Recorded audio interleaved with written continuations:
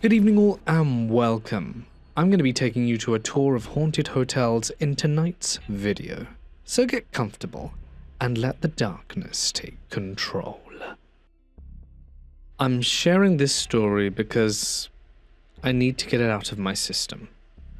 It happened a few weeks ago during a 3-night stay at Hacienda Sacnicte, which is a remote hotel just outside the town of Izamal in Yucatan, Mexico.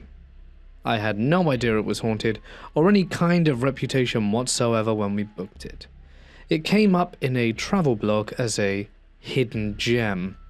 It was quiet and beautiful and small, and honestly it looked perfect for disconnecting. And we wanted somewhere isolated for a romantic getaway. Merida was only about an hour away, and the place felt worlds apart.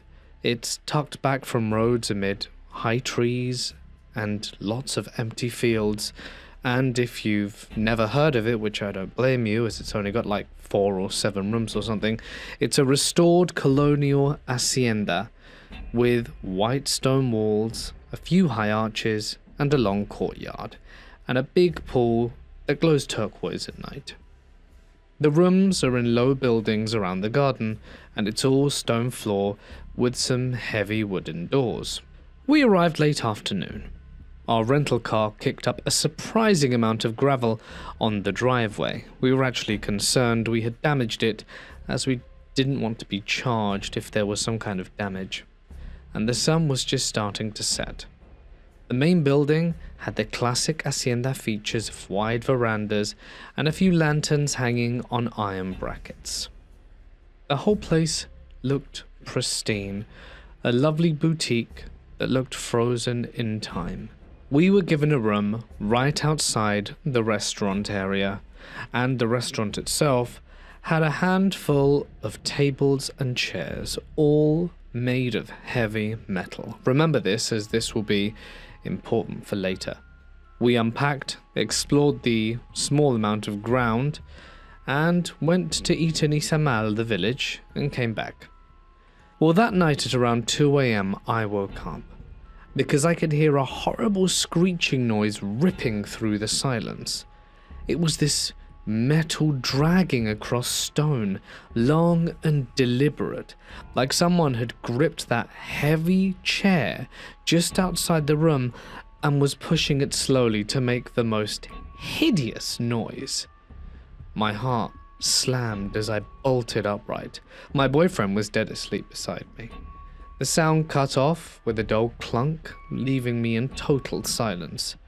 I grabbed my phone, and it was 2:03 a.m., and crept to the door. There was no way I was staying in bed. I needed to see who the hell thought this would be funny to do at 2 a.m. So I opened the door. Outside, there was a single lit lamp by the pool, casting a weak yellow light, but I could see no movement. There was no one outside. The tables were but a stone throw away from me, and there was no one there either. I took a few steps out. I couldn't see any wandering staff, and the position of the courtyard itself meant this whole place was very open, so I should have seen someone, or at least heard them. They wouldn't have had enough time to go anywhere without me hearing them running away on the stones. None of this made sense. I looked around the dim light, and decided I'd ignore it, and went back to bed, and just lay there staring at the ceiling. Maybe it was someone in another room rearranging their furniture. I mean, sound carries weird on stones, but it took me a while to fall asleep again. In the morning, the hacienda looked idyllic again. The sun was shining on the pool, the beautiful birds I'd never seen before were making cute little sounds, and breakfast was fresh papaya, sweet bread, and nice coffee in the courtyard. I told my boyfriend about it, and he said it could have just been a dream. We headed into the village of Izamal again, climbed the pyramid for a lovely view over the yellow town, had some traditional marquesitas, which are a bit like crepes, but stuffed with cheese as well as Nutella, and wandered the Covent Square, normal couple stuff. By evening, the grounds glowed under the lantern, The pool lights made the pool turn an ethereal blue-green, and we read by the poolside with a bottle of wine. Exhausted from the sun and the travel, we turned in early, and I think it got dark round about 6. By 8, I was out. But again, I was woken up in the night. Not to sound this time, but to pressure. The feeling of eyes on me. My skin prickled, and I roused, feeling groggy. Something was wrong. I looked down towards the end of the bed, and that's when I saw a clear indentation on the mattress cover, sunk down in the perfect rounded dip right at the corner, with human-sized weight, like there was some invisible person perched on the edge. I stared at it. The sag was too precise for old springs. It definitely had a aliveness to it. My boyfriend, ever the useful companion in spooky situations, was snoring heavily beside me. Throat dry, skin creeping with fear, I shifted my hip fractionally towards it. The mattress rose smoothly, the dip flattening as if whatever was pressing it down had stood up and stepped away. The air cooled around my legs, and I yanked my knees to my chest, clutching the sheets, staring at the empty spot. The bedposts loomed shadowy against the wall, but there was nothing else. No more noise, no more anything. And I was left dumbstruck and horrified. I lay rigid for hours, listening to every noise my boyfriend made, every tiny imperceptible sound from other rooms, and I knew I hadn't imagined it. I knew the bed had moved. I slept very poorly that night, and when the sunlight started to flood in, the room felt safe again. We spent the day out, seeing more ruins, venturing further afield to see other things as well, swim in a cenote.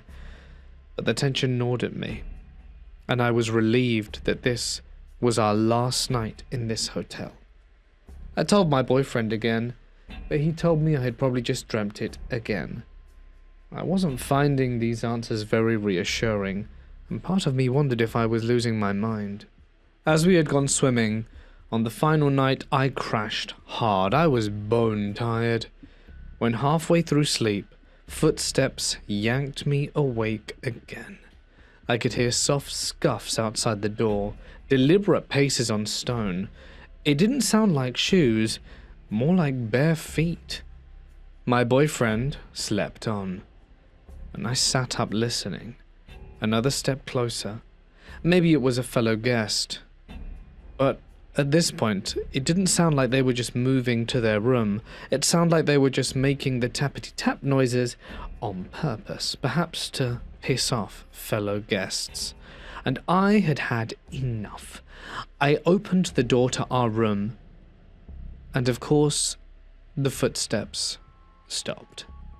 The courtyard lay dark, with the pool glowing faintly and the ever-present one light. I could smell the damp earth. I scanned the pillars and the path, and then movement flashed from the peripheral. It was a tall human shape, a shadow, darting quickly behind a column. It was a fluid movement, and it was gone in the blink of an eye. When I looked towards that column, expecting someone to come out from behind it, no one ever did. I slowly crept out my door, to move my body into a position where I should be able to see behind that column. But when I did, there was nothing. And so I went back to the room, closed the door, and curled under the sheets, replaying the scene in my mind. We checked out in the morning, bright and early. As I slid the key over, the concierge asked if everything had been okay with my stay. And then the words just tumbled out, vaguely. Does anything unusual happen here at night? You know, like funny noises or anything? The receptionist's face shifted, knowingly. She went on to tell me that I was not the first guest, nor would I be the last in experiencing the creepier side of the haciendas. She went on to tell me something that I hadn't really thought about. Haciendas, these big old colonial homes, are where the Spanish or Spanish descendants held the native Mayan people as basically slaves and forced them to do labor on their land until the end of their days. There was certainly a lot of violence here, a lot of despair, and a lot of negativity. And it's unsurprising that some of it stays behind in the form of hauntings or unfinished business, the precise nature of which they never exactly said what, but that it wasn't a surprise to them that these things persisted, and that I should just try my best not to worry about it. Thankfully, the rest of my time in Mexico was not spooky whatsoever. We loaded the bags quickly and drove away, letting the hacienda shrink into the mirror. In my lifetime, I've worked for several different hotel and motel chains, as well as a few timeshare resorts, so I've seen just about everything you could imagine in that environment, from strangers forming an instant shaky bond after being caught in the crossfires of a deranged gunman, to the horror of witnessing a jumper, to the happier side of things like helping couples celebrate wedding anniversaries and other big occasions. I've also run into plenty of strange and borderline unexplainable incidents along the way. Some with a fairly logical explanation, and some that resisted any sort of practical reasoning. What happened at this particular place definitely falls into the latter category, and for context, I don't scare easily. A few years back, I decided to take a solo trip to the Blue Ridge Mountains.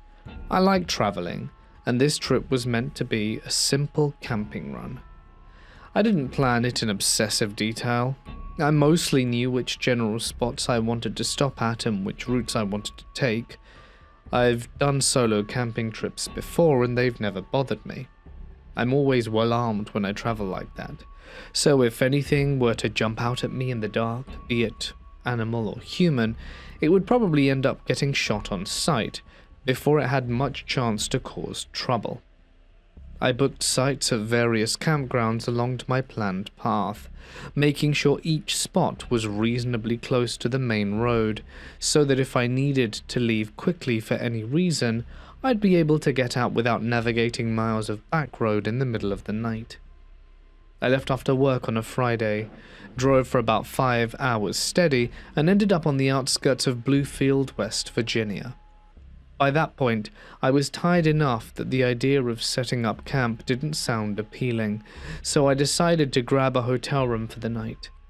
After about 20 minutes of driving around and checking my options, I came across one of those old independent mom-and-pop motels, which had about 20 rooms all in all with individual outside entrances, and it looked surprisingly clean from the road. The parking lot was well lit, and the building, while dated, didn't have that abandoned or sketchy feel some roadside motels do. Inside the small office, a man in his 40s was working the desk. He seemed genuinely surprised to see a new guest arrive at that time of night. He was average height and built reasonably attractive and very polite. He explained that his grandfather had actually built this hotel back in the 1960s during the free love era, which was why the rooms were still decorated in a retro 60s style. He said he had taken over the operation a few years earlier and mentioned he'd previously been a highway patrol officer who'd been injured on duty, which is how he ended up running a motel instead of being out on the road. He assigned me room 7, located far enough from the ice and vending machines to be quiet, but positioned so that I had a clear view of the front office, and he could keep an eye on my car. I never got any creepy vibes from him, so I took the room without hesitation.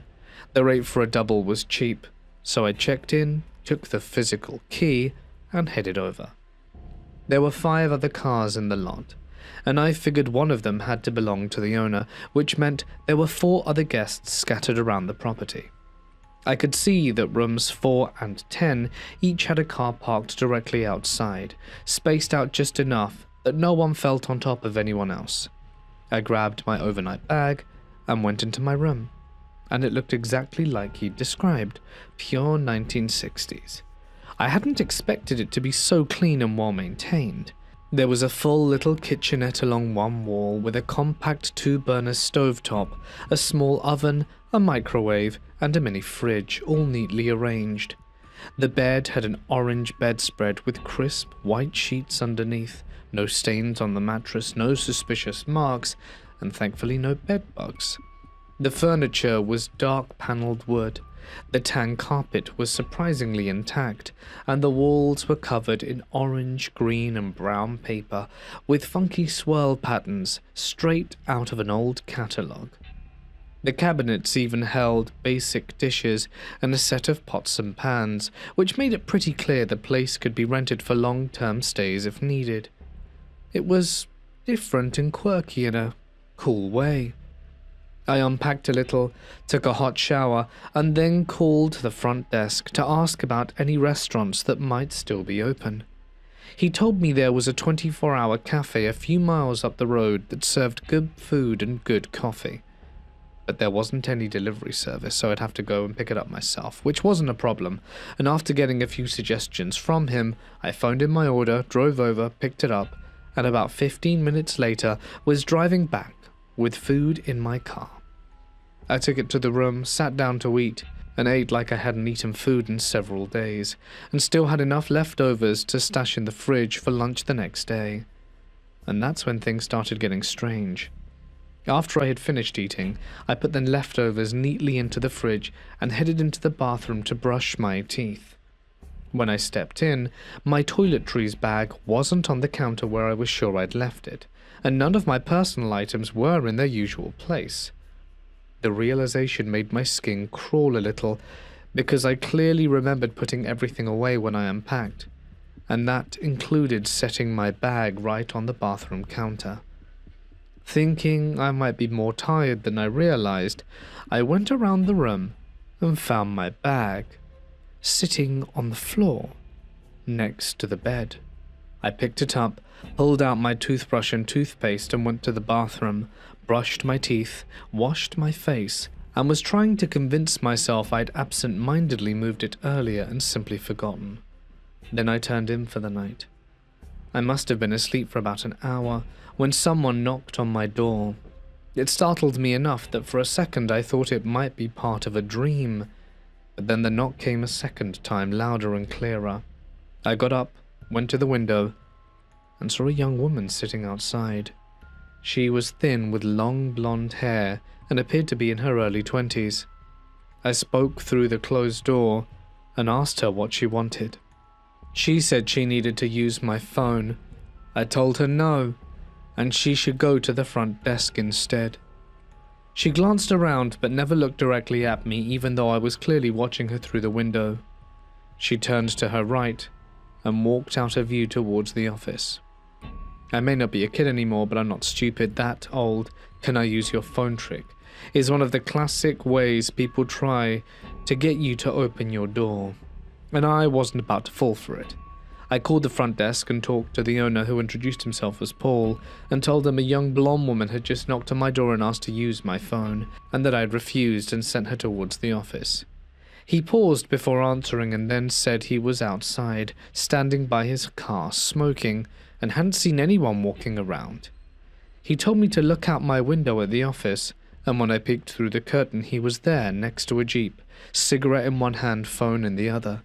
He asked me to describe her, and said he kept an eye out in case she showed up again, adding that there were a few homeless drug addicts in the area who moved fast if they were turned away, and could disappear pretty quickly. I also mentioned the toiletries bag incident, and asked if anyone might have come into my room while I was gone earlier. He said that would be difficult, as the room still used traditional keys, and the only other key was supposedly on his keyring, which he showed me was clipped on his belt loop. He swore he hadn't been in my room, but said he'd check the security cameras and let me know in the morning if he saw anything. Since nothing was actually missing, just moved, I thanked him and went back to bed, telling myself fatigue was making me feel stranger than things really were. I don't know how much time passed before I woke up again, but this time it was because I felt someone or something sit down on the bed. At first I thought I was slowly sliding off the mattress, but then I realized there was a distinct dip forming behind me, like weight was being applied in one spot near my lower back. The temperature along my spine dropped sharply, and I could feel the covers shifting as if someone was pulling the sheets up. Then a cold hand settled on my right hip. My entire body locked up, I mean literally froze. 1,000 questions shot through my mind at once. How did anyone get into my room with the door locked and the deadbolt on? Was it Paul? Had he somehow used his key and slipped in without me waking? Was it the girl from earlier? I couldn't tell if the presence was male or female, only that it was real and close. Terror grabbed a hold. Cold sweat formed on my upper lip and crossed my forehead. My heart felt like it had climbed into my throat, beating so hard I could barely breathe. I started to shiver, not just from the cold on my back, but from pure panic. And then I heard a faint, unmistakable voice right behind me. "You're warm. I like this." I eased my hand under my pillow and wrapped my fingers around my 9mm Glock. In one motion, I screamed at the top of my lungs, threw the covers off, jumped up, and fired 2 shots straight down into the mattress where the pressure had been. Then I scrambled for the light switch, flicked it on and froze. There was no one there. Just 2 smoking, blackened holes in the bed where the bullets had gone in. I checked under the bed, in the bathroom, every corner of that small room, and there was nothing and no one. When I finally went to the door and checked it, the deadbolt was still engaged, and the door was still locked from the inside. According to that, no one had entered. But something had been in that bed with me. A pounding on the door stepped me out of my gaze. I opened it to find Paul standing there with a gun in hand, looking wide awake and serious. I quickly told him what happened, and he walked me over to the office. On my way, a man from room 4 stepped outside looking disheveled and annoyed about being woken by gunshots. Paul spoke to him quietly, and the man went back to his room. Inside the office, Paul poured me a shot of whiskey, which I gracefully accepted.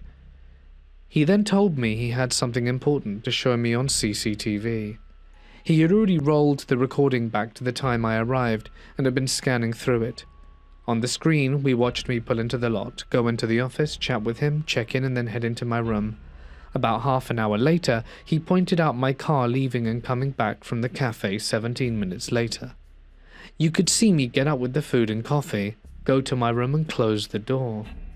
About an hour later, the recording showed him stepping outside, lighting a cigarette and leaning against his Jeep. Then you could see my room's curtains move as I looked out the window. From the camera's perspective, there was no one standing at my door when I drew the curtains open. No woman, no person at all. What there was, though, was a faint little orb of light drifting into view, moving along the walkway from further down and hovering just outside my door. It might have been a bug catching the light, but the timing was uncanny. After a few seconds, it blinked out of sight, and on the video, I soon moved away from the window. You could see Paul answer his phone, presumably my call. And a moment later, I reappeared at the window and he waved up to my room. He went outside, I closed the curtains, and that's when I tried to go to sleep. He then jumped ahead to around 3:17 a.m. and pointed at the screen. The orb reappeared in the camera's field of view. Brighter this time, it drifted up to my door, but instead of winking out, it seemed to turn slightly and then vanish into the door itself, as though passing directly through it. What had felt to me like an eternity, the presence, the voice, my reaction, only took about 3 minutes of footage. After that, you could see 2 faint but clearly visible flashes of light behind my drawn curtains, which matched the 2 gunshots I'd fired into the mattress. Then the video showed Paul sprinting out of the office with his gun drawn, running straight towards my room. The rest of the story, of course, played out in real time from there. My head was spinning as we sat there in that small office watching the replay. We both sat silently for a while, listening to the clock tick, neither of us sure what to say. Paul eventually got up, poured us another shot of whiskey, and I drank it as quickly as the first, feeling the burn move slowly down my throat into my stomach. He asked what I thought the orb was. I told him that's what people usually call them, orbs, and that while it could technically be a bug or some dust reflecting on the camera's light, it struck me as far too coincidental that it showed up exactly when my experiences happened. He said he didn't really believe in coincidence. I admitted that I thought it might be something ghostly. He countered that no one had died in that particular room as far as he knew, and that he'd never heard any other guest report anything like this. I apologized for shooting the mattress and promised to pay for it. He said he'd gladly take the compensation and offered to move me to another room, asking that I promise not to shoot that one up. I laughed weakly but declined the offer. I just wanted to leave. We exchanged information, and I told him to charge the mattress to my credit card, and after he ran it, he gave me directions to the nearest national park campsite, and I went back to the room to pack. It was quiet when I walked back in, but I still moved quickly, eager to be out of there. I grabbed my bag, my leftovers from the fridge, and my other belongings, then returned the key to Paul, shook his hand, and got back to my car. The moment I pulled out of that parking lot, it felt like a weight had been lifted from my shoulders. I was more than ready to get to my campsite and leave that little roadside Bates Motel experience behind. I still think of that place from time to time. I wonder if Paul has had any more complaints about strange visitors, moving items, or unseen bedmates. I'll probably never know exactly what caused those things to happen that night. But I do know that from now on I'll take my chances with whatever goes bump in the night at the campsite. Bears and drunks I can handle, whereas ghosts, not so much.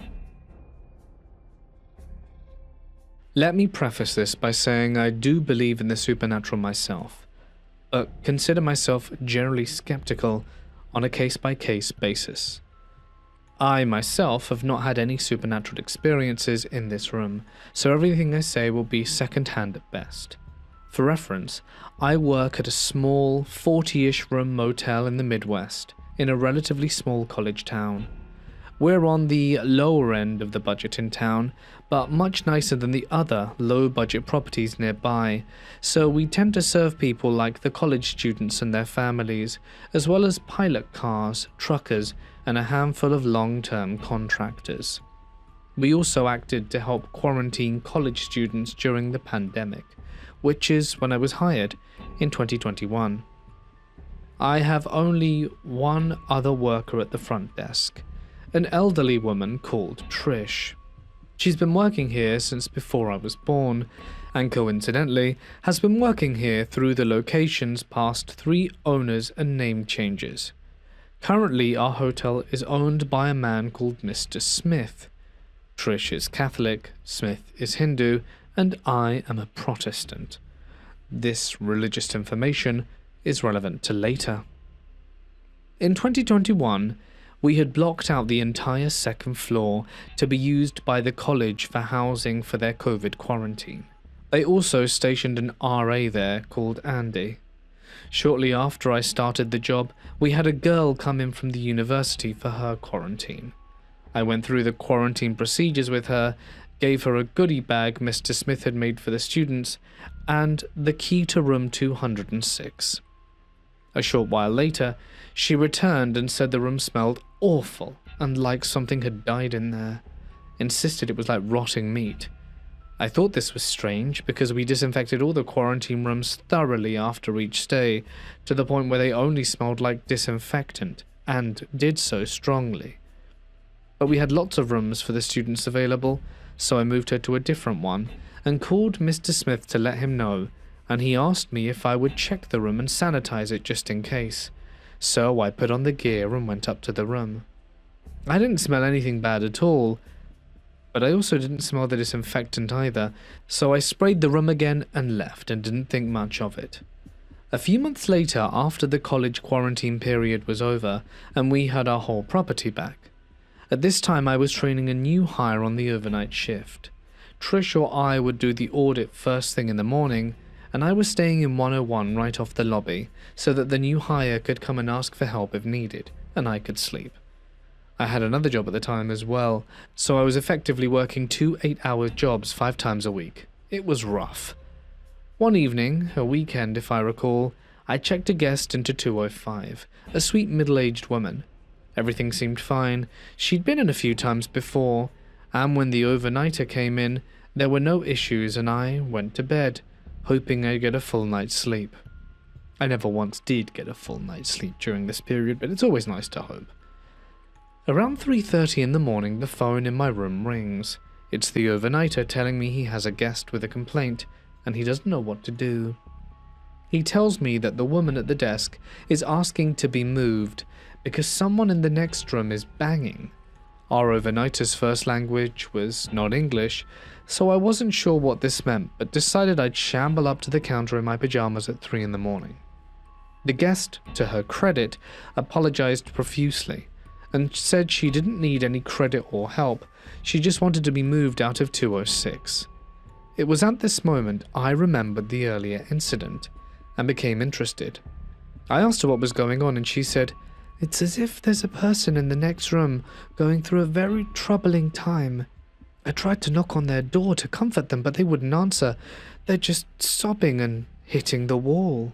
I was perplexed because I was looking at our card slot. We still used cards to check in guests, and I could plainly see that no one was staying in 206, assuming the overnighter had done his job properly.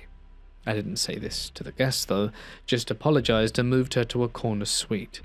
We didn't have any other rooms of her type available beside 206, and I wasn't about to move her into the room she swore was having a meltdown. She thanked us repeatedly and left for the night, and we didn't hear from her again. The next morning Trish showed up, and recalling the first mini-story, I asked her what the deal was with 206. She gave me a forlorn look and said, "Oh, is it still happening?" I raised my eyebrow and asked what that meant. She gave me a long sigh and went about preparing breakfast. I had to be at my next job at 8, but I was eager to hear the explanation, so I helped her set up while she explained. "A few years ago, a man took his life in 206. Geez, did you find the body?" Trish nodded and continued. "Yeah, well, sort of. The cleaning ladies found him first as usual, but I had to show the police and supervise them, cleaning up. I've seen people die here before, but never in such a messy way. Looked like he'd used a shotgun to take his head off." "That's awful," I said. "Did we make the head housekeeper clean that up?" "No, thankfully the police gave us a phone number to call when we hired some professionals. There was a lot of blood and other stuff on the wall and bed. We had to replace the bed, I think. Anyway, after that happened, there was about a week where the guests in the neighbouring rooms would report that someone was in the room and in distress and wouldn't open up. Of course, there's nobody in the room because we were renovating it at the time. It got to the point where I decided to call in a priest, and he came to visit the room and said nothing was wrong. I'm not sure what he might have done to it, but I haven't had many problems since then. Occasionally someone reports a disturbance and I tell them I'll give them a warning, and it seems to go away." A couple of months ago, one of the college students told me it smelled like rotting meat when I checked her in, so I moved her to a new room. Did anyone else describe that to you? Trish frowned and shook her head. "No, I don't think so. But I don't know for sure. My memory's not what it used to, but I wouldn't be surprised. That room is haunted for sure." I hadn't known Trish long at that time, but looking back, I can confidently say she believed that, and was not, as my mum put it, trying to BS me. The last encounter was probably a year or so ago. My father was visiting for a few days, and while he isn't a priest, he is very involved in his church and has a lot of education in that area. He, for the record, does not believe in hauntings. On top of this, he asked for the room type of 206, and we have only 4 of those, so I gave him that room. I figured he doesn't believe in it, so either he will now or it wouldn't be a problem. Perhaps a dick move of me, but I'd never heard of anyone actually having harm done to them, so I didn't think it would be a problem.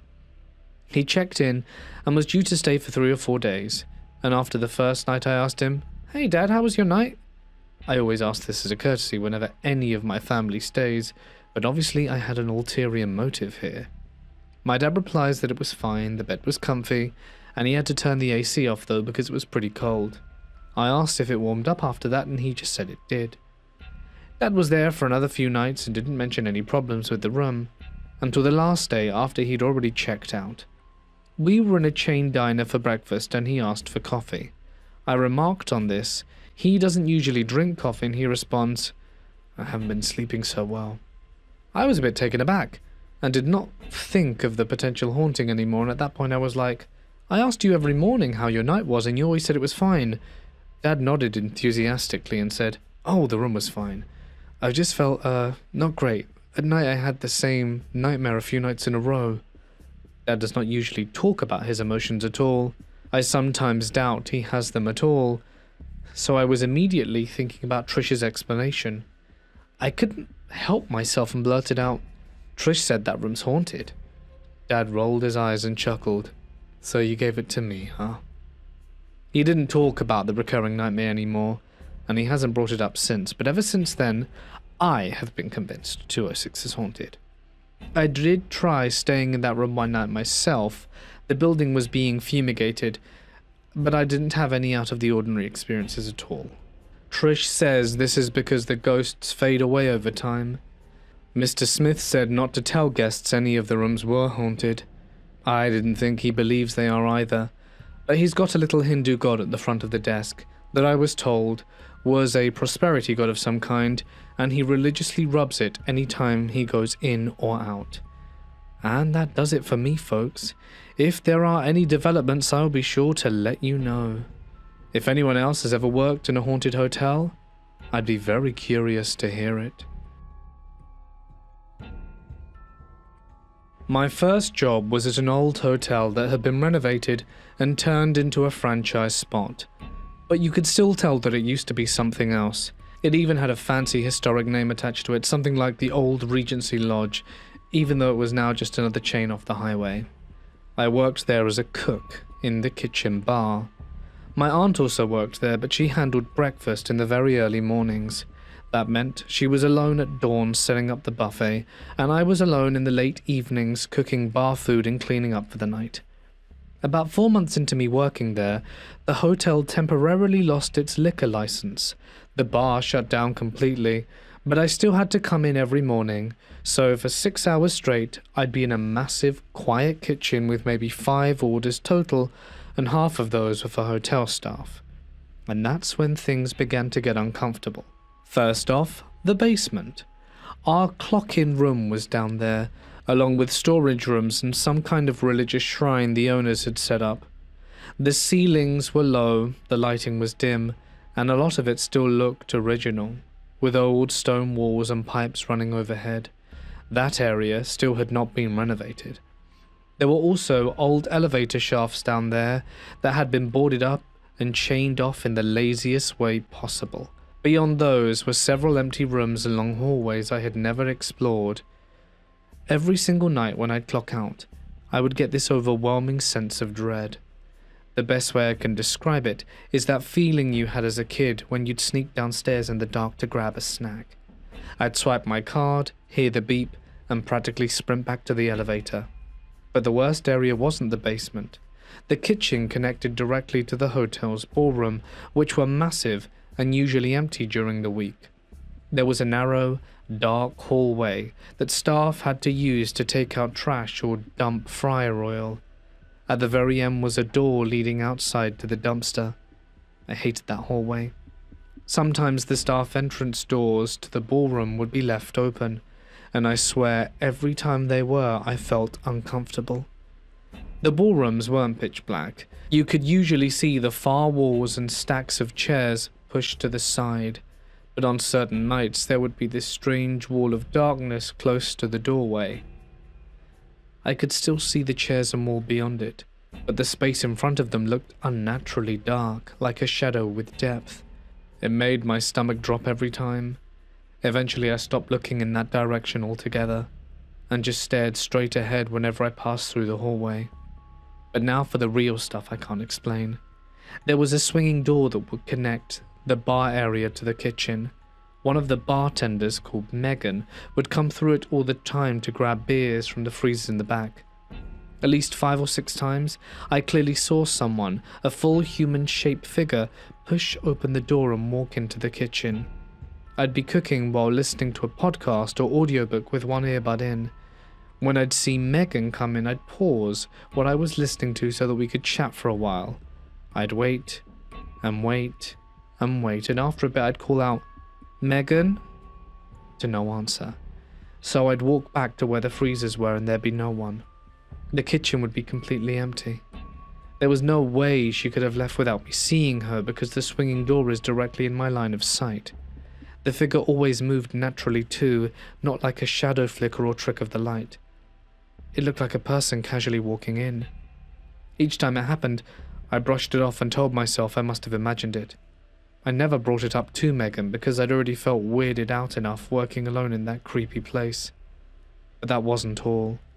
While working there, I'd randomly start thinking about my grandfather.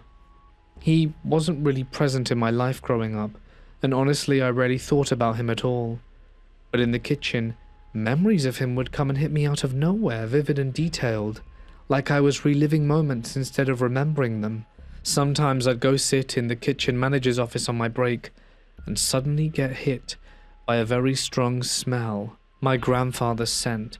Not just cologne, but that specific mix of cologne and work materials. He used to do handyman work and construction work and always smelled faintly like wood and dust and whatever he'd been repairing that day. It made no sense. My manager was a woman and always left hours before my shift started. No men worked there in the evening, and the smell would come in thick waves, like someone had just walked past me. What made it stranger still was the feeling that came with it wasn't scary but warm and comforting, almost nostalgic. Eventually one day, my aunt and I were talking about work, and somehow the topic of weird stuff came up. That conversation gave me chills. I mentioned the overwhelming feeling in the basement, the dark presence near the ballroom, the figure I kept seeing in the kitchen, and the random memories and smells of my grandfather, and her face went pale. She slowly told me she had experienced almost exactly the same thing. She said she'd randomly smell her own father's house while working breakfast shift. He used to burn wood in a stove, and the smell would cling to everything, and sometimes it would come out of nowhere in the empty kitchen. She also talked about feeling watched in certain parts of the hotel, especially near the ballroom and downstairs. We were literally finishing each other's sentences. What stood out was that both of us felt the same emotional difference between the presences. Whatever was around the kitchen and bar area felt gentle, almost protective, like a fatherly energy.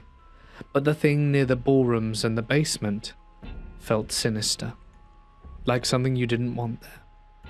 Neither of us had gone looking for those experiences. They just happened casually, and we would shrug them off like, well, that was weird, and move on. Talking about them out loud was when we finally connected the dots. I genuinely believe there are at least 2 entities in this hotel, one that's warm and familiar, and a dark one that lingers in the older parts of the building. There are probably more things that happened that I can't remember anymore, but those are the ones that impacted me the most. I've never really been a hardcore believer in the paranormal even after all of this, but there was definitely something haunting that hotel. My husband and I were renting an Airbnb for a few nights. It was basically a mother-in-law suite.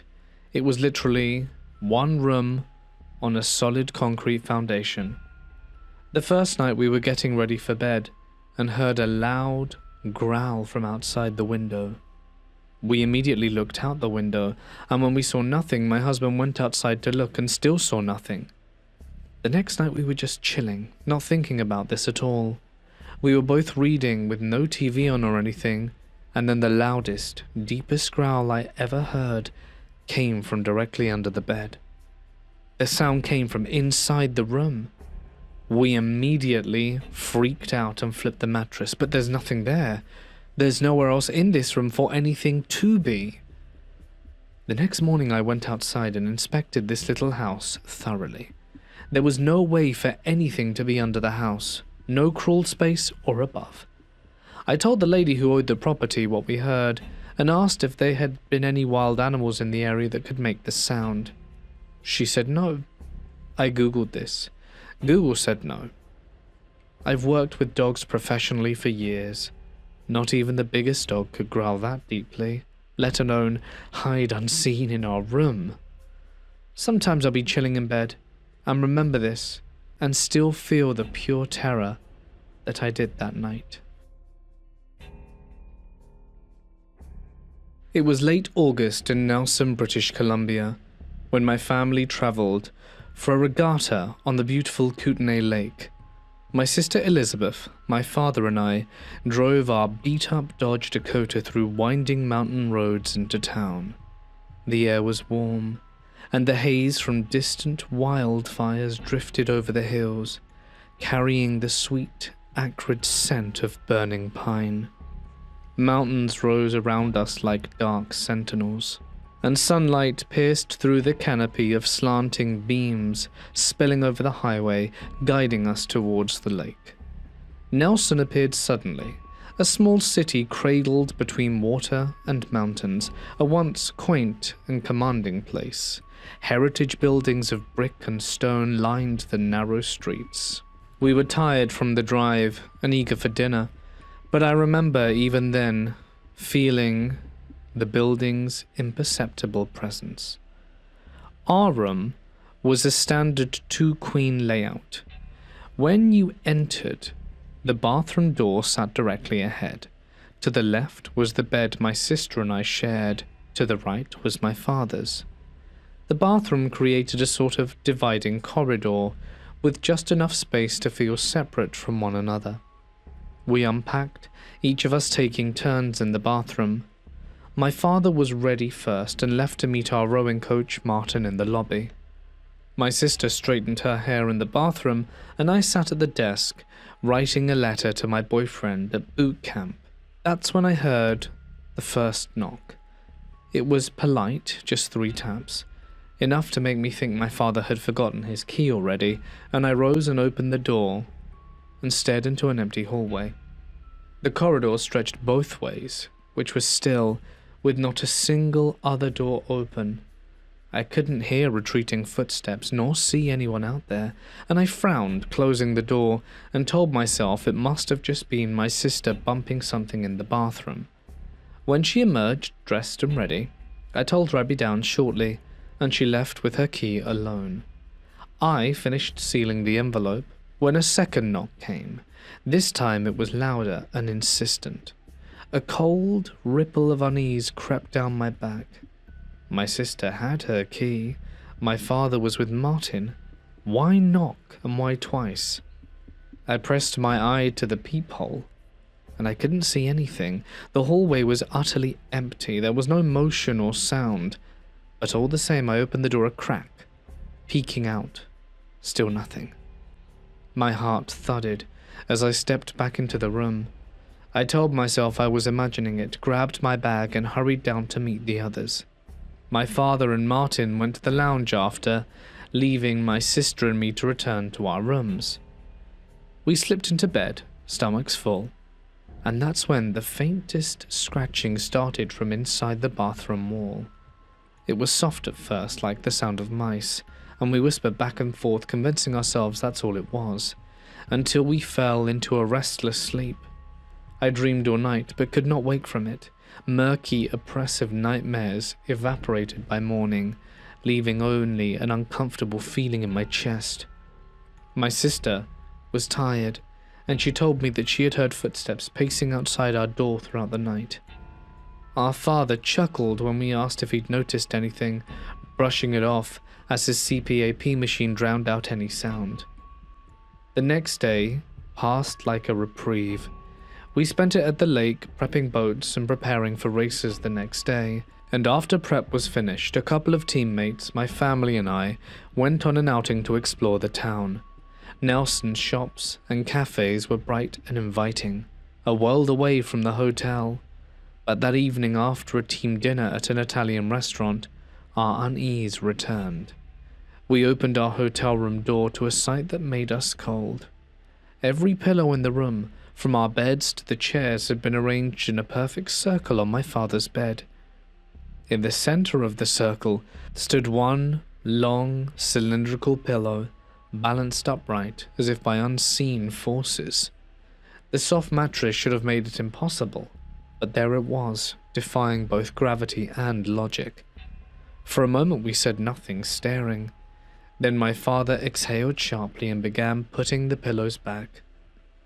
We were too tired to argue with him. That night I couldn't sleep at all. I was listening to the faint sounds of the footsteps pacing up and down the hallway. The next morning was race day. We fled the hotel early, spent the day at the lake, and were exhausted but triumphant, staying out until nightfall and celebrating with teammates. But each time we returned to the hotel, my sister and I felt it pressing on us. The sense that something unseen did not approve of our presence. Our final morning after breakfast at the hotel's general store restaurant, curiosity got the best of us, and we asked our server if the hotel was haunted. Her face lit up.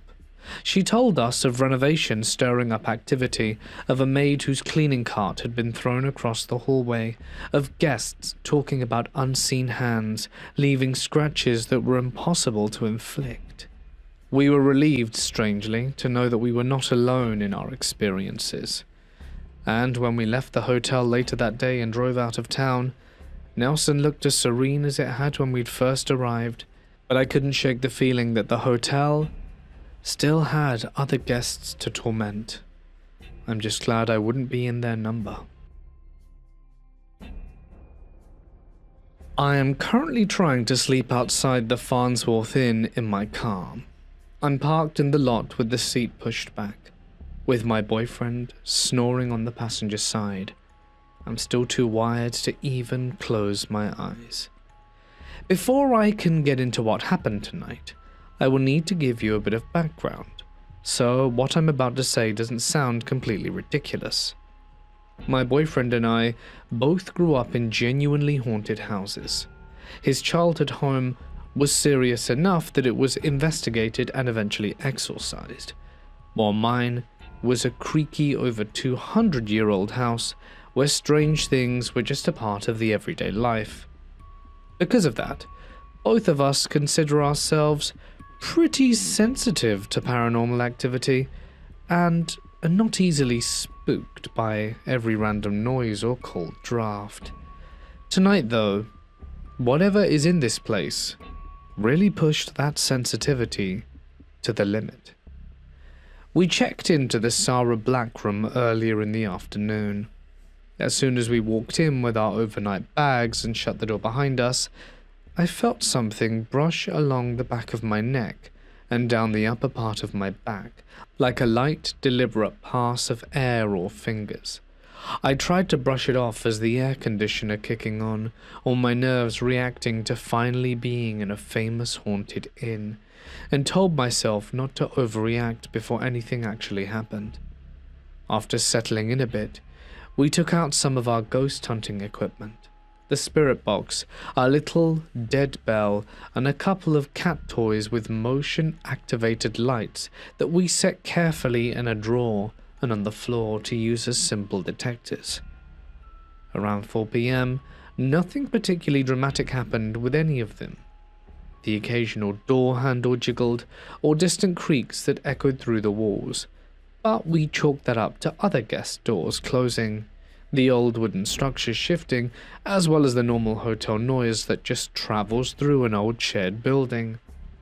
Well, right before dinner at around 5 p.m., I went into the small bathroom to use the toilet and wash my hands.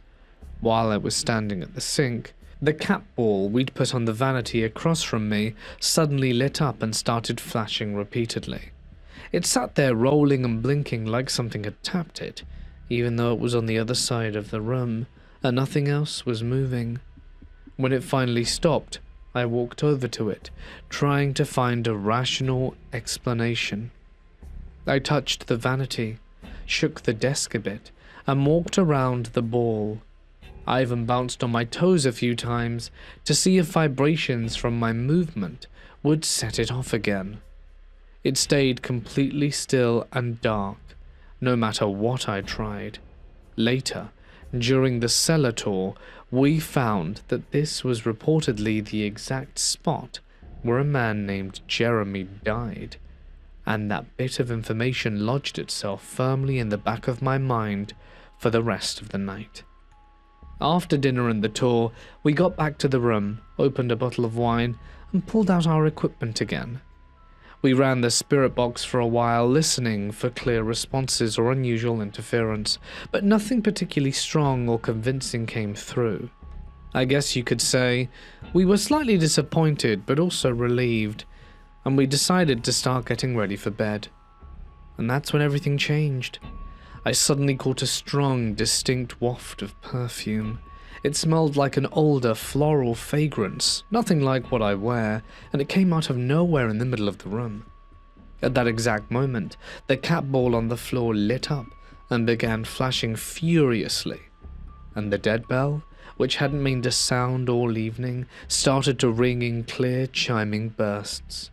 We panicked a bit and started bugging out, talking too fast, my nerves spiking while my boyfriend was already exhausted and clearly done with my constant commentary, told me a bit impatiently to close my eyes and go to sleep, insisting that I would be working myself up over nothing. By about 11:30, he was in a deep, heavy sleep, snoring steadily beside me while I lay awake, head under the covers trying to shut out the room and calm down. That was when I started hearing dragging sounds from somewhere above us, in what I assumed to be the attic space. It sounded like someone slowly dragging something across a rough floor, then setting it down, and then dragging it again. My heart started pounding as I listened to it repeat a few times. Then I distinguished footsteps out in the hallway. They were slow, measured steps that came and went near our door. I shook my boyfriend awake and told him what I was hearing. He groggily repeated the same line, so just to go to sleep and stop listening too hard and try not to think about it. And eventually the sounds died down enough that I managed to drift off for a short while. Around 12:30 a.m. I woke up again, this time to the same sudden perfume, smell, and a sense that something was different in the room. I lifted my head and checked the clock. The cat ball on the floor was going off non-stop, flashing steadily as if someone were tapping it again and again. I also really had to pee, but I was terrified of leaving the relative safety of the bed. I lay there arguing with myself for a while until 1 a.m., when I finally mustered the courage to get up. My boyfriend had it much worse in his childhood home, and tends to shrug a lot of this off, but it was genuinely bugging me because I didn't know these particular spirits and had no idea how they behave. As I walked past the cat ball on my way to the bathroom, nothing I did set it off. It was completely dark and still, which somehow made it creepier, given how active it had just been. I used the bathroom quickly as I hurried back into bed. At around 1:45, I heard footsteps again outside the door. That same steady pace up and down the hallway. My nerves were shot by then, but I was curious and stupid enough to try an invitation, and I called out, "If there is anyone with us now, set the cat ball off." And almost immediately, it started flashing like crazy, lighting up in frantic bursts on the floor. That was my breaking point for that stretch. I shook my boyfriend awake and told him what had happened. He could see I was really scared, so he stayed up with me until I finally drifted off again, even if he still didn't seem completely convinced anything serious was going on. Sometime around 3 a.m. our roles reversed.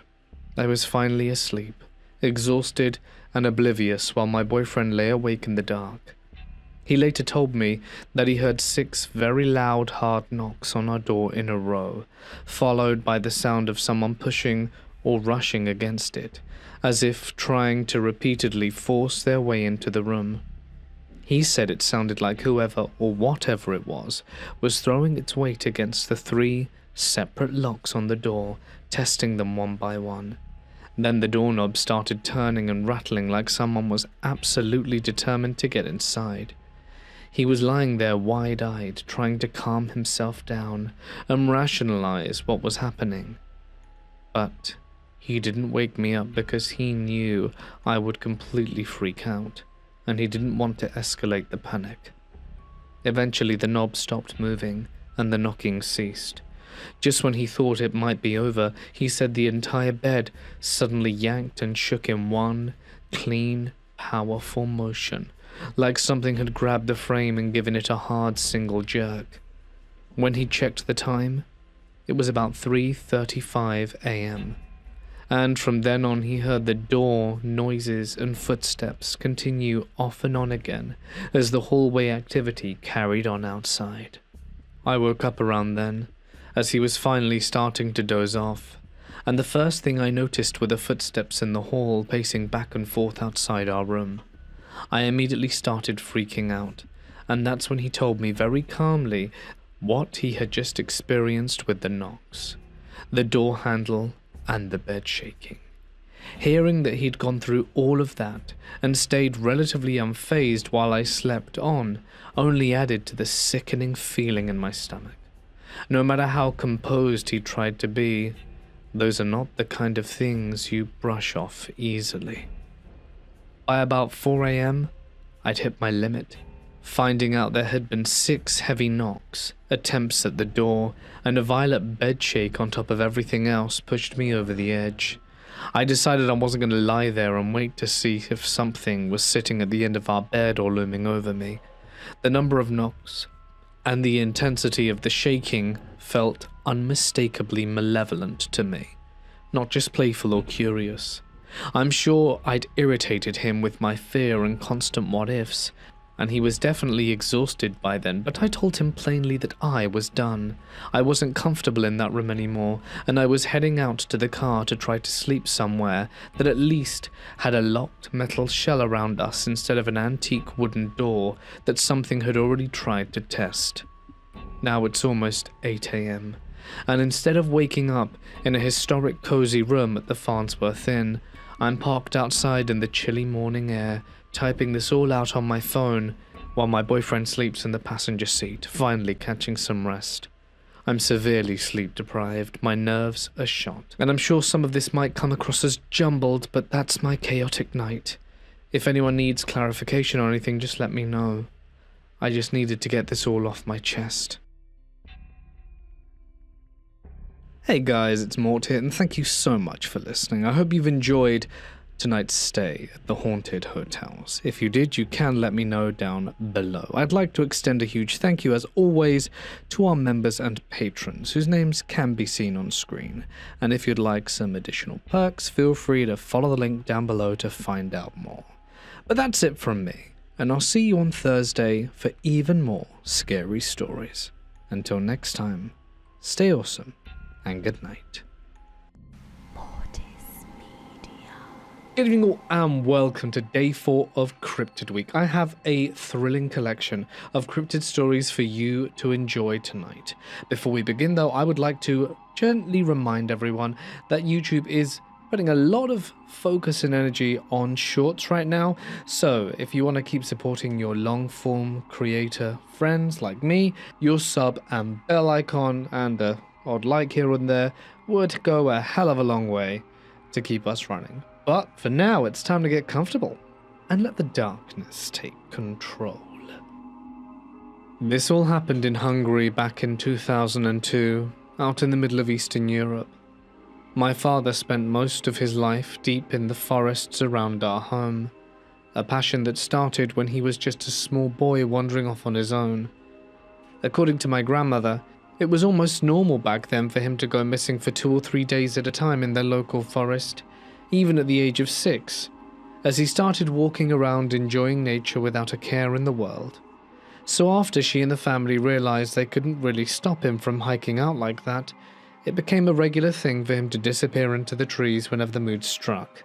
That love of nature stayed with my father through his whole life though, never fading no matter how old he got or what else pulled at him.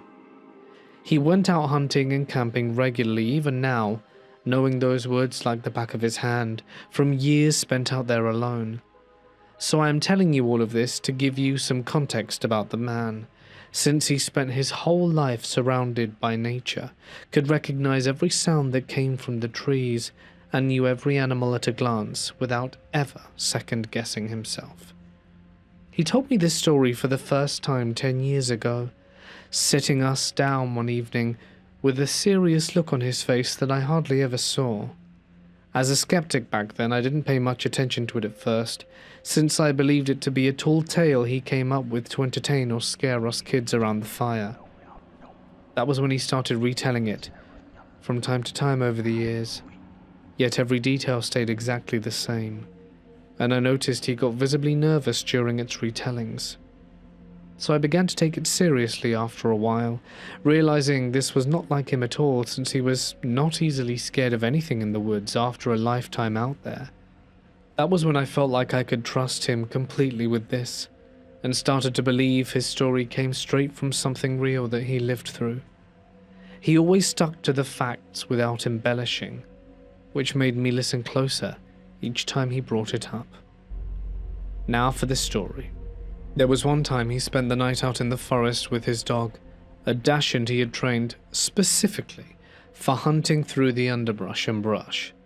So he was walking down a road that split the forest into 2 parts, following the path under the stars with his dog trotting ahead as always. That was when he realized his dog had stopped walking dead in front and ran back to sit straight behind his legs, ears flat and whining low. Next, my father looked up and saw someone coming out from the trees on one side, figuring at first it was a person on the back of a horse, since he caught the reflections of an eye glinting in the dark ahead. So he stood there watching closer, but then realized those eyes sat way too high up off the ground to belong to any walking person he knew from around those parts. That was when he saw the eyes were bigger than any normal human's eyes, about the size of tennis balls, he said, and spaced out really far apart across whatever head carried them through the shadows. I heard him describe how the creature seemed to look around at first, since the reflections disappeared for a moment then reappeared, as if it turned its head side to side scanning the road. So when it saw my father standing there, or at least acknowledged his presence in the moonlight, it fixed those huge eyes right on him without blinking and came out from the trees slowly. Next, according to Dad, it was levitating clear as day, hovering at least 50 centimeters off the ground, with no legs or feet touching down anywhere. He also noticed it made no sound at all. It was completely silent through the crisp night air, and the skinny frame was wrapped in some kind of robe that hid everything else from view. There was nothing else to see besides those eyes, which appeared to be a mix of red, brown and grey in the faint light, though he admitted the moon and stars provided only glow, so he wasn't entirely sure about the exact colour. He compared it straight to a Dementor from Harry Potter, floating eerily with its hooded shape gliding along.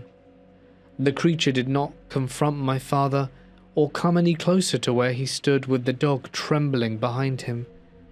It simply levitated straight down the path, passing him by at a steady pace, then disappeared into the woods on the other side of the road without turning back once. So this part struck me as weirder than it sounded at first, since that side of the forest was just a narrow strip, 3 or 4 meters wide, thick with trees and undergrowth, but right after sat a solid concrete fence, separating it from a factory beyond. That was when my father turned back right away, not wanting to risk running into it a second time out there alone in the dark, with only his dog for company. So he spent the rest of the night camped in a very different area further down the main trail, away from that road and whatever crossed that evening.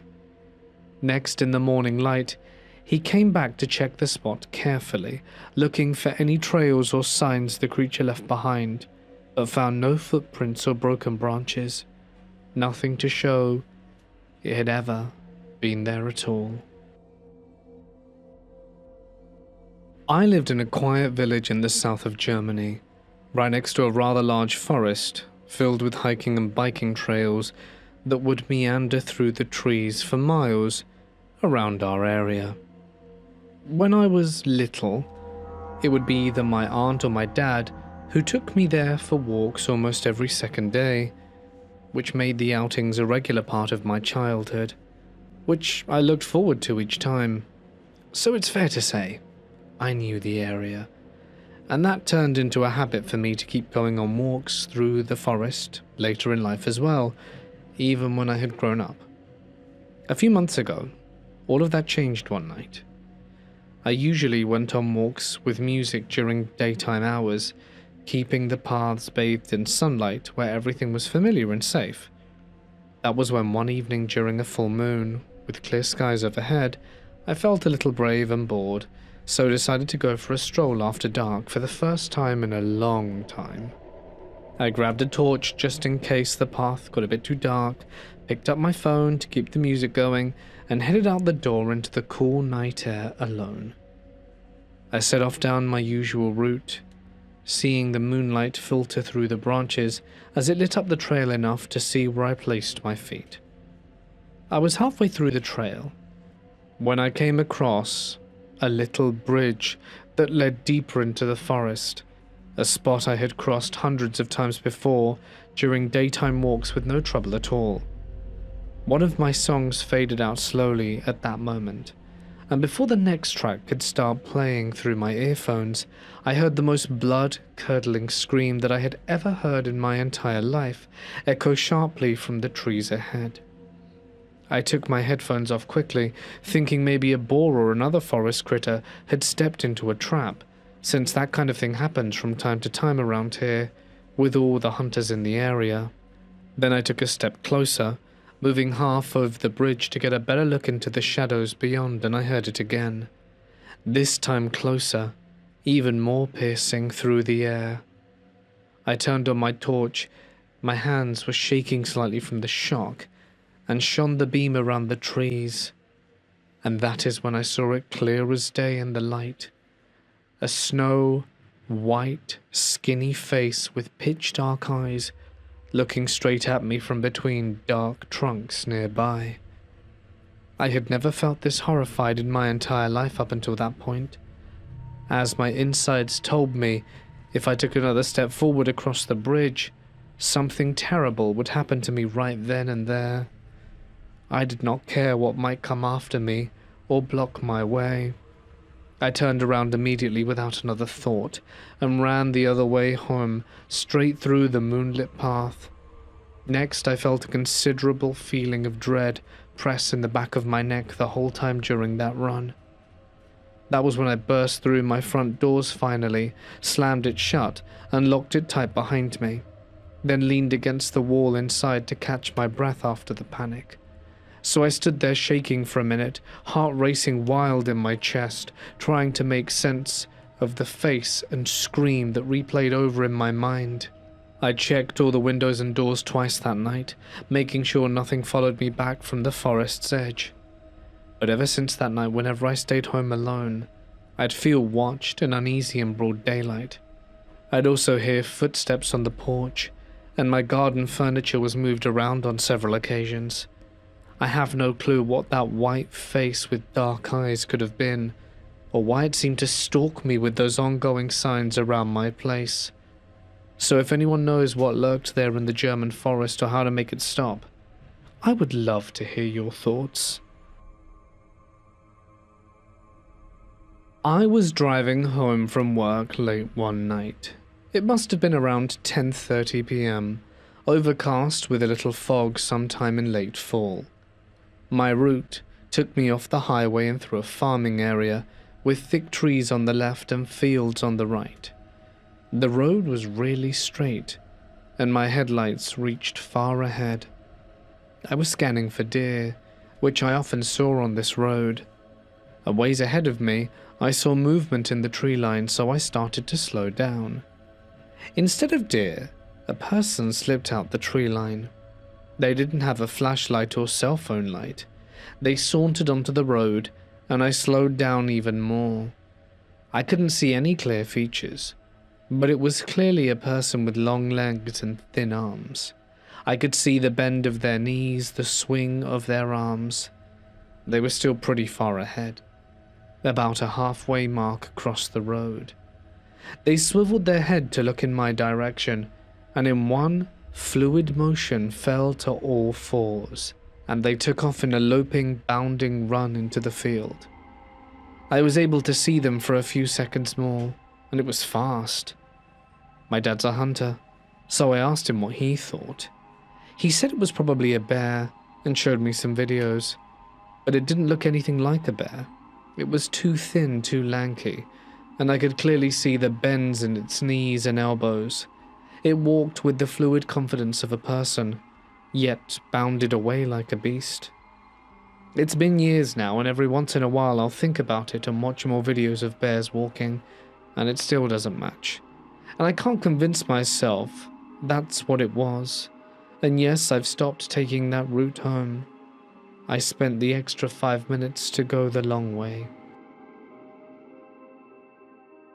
I was about 14 years old in 2003 when I saw something in the woods that I had never been able to explain, no matter how much I turned it over in my head. So let me take you back. I grew up in western North Carolina among the Appalachian foothills, surrounded by thick woods, populated with deer, black bears, and coyotes. So those areas held nothing exotic like primates running around free, just the usual wildlife I knew from years spent near my house.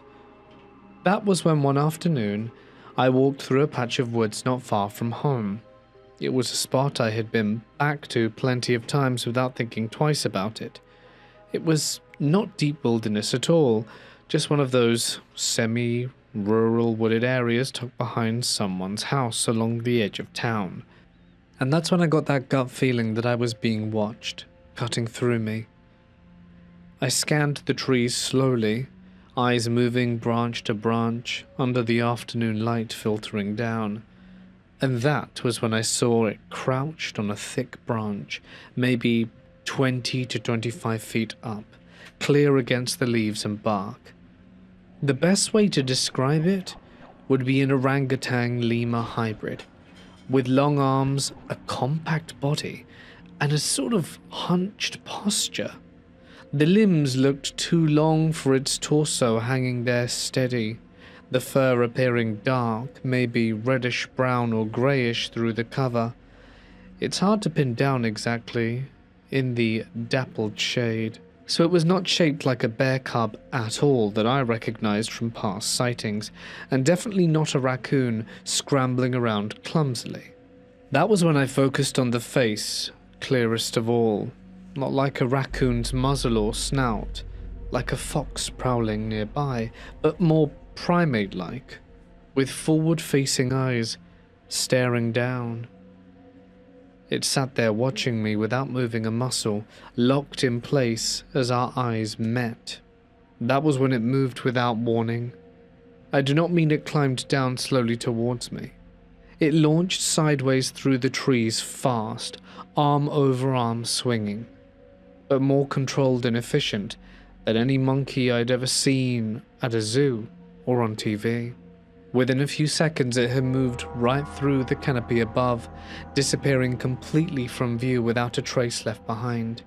There were no crashing branches shaking down like a bear would cause, and I stood there trying to convince myself I misidentified something ordinary in the adrenaline rush. That's when I thought of a juvenile bear, perhaps blending into the leaves.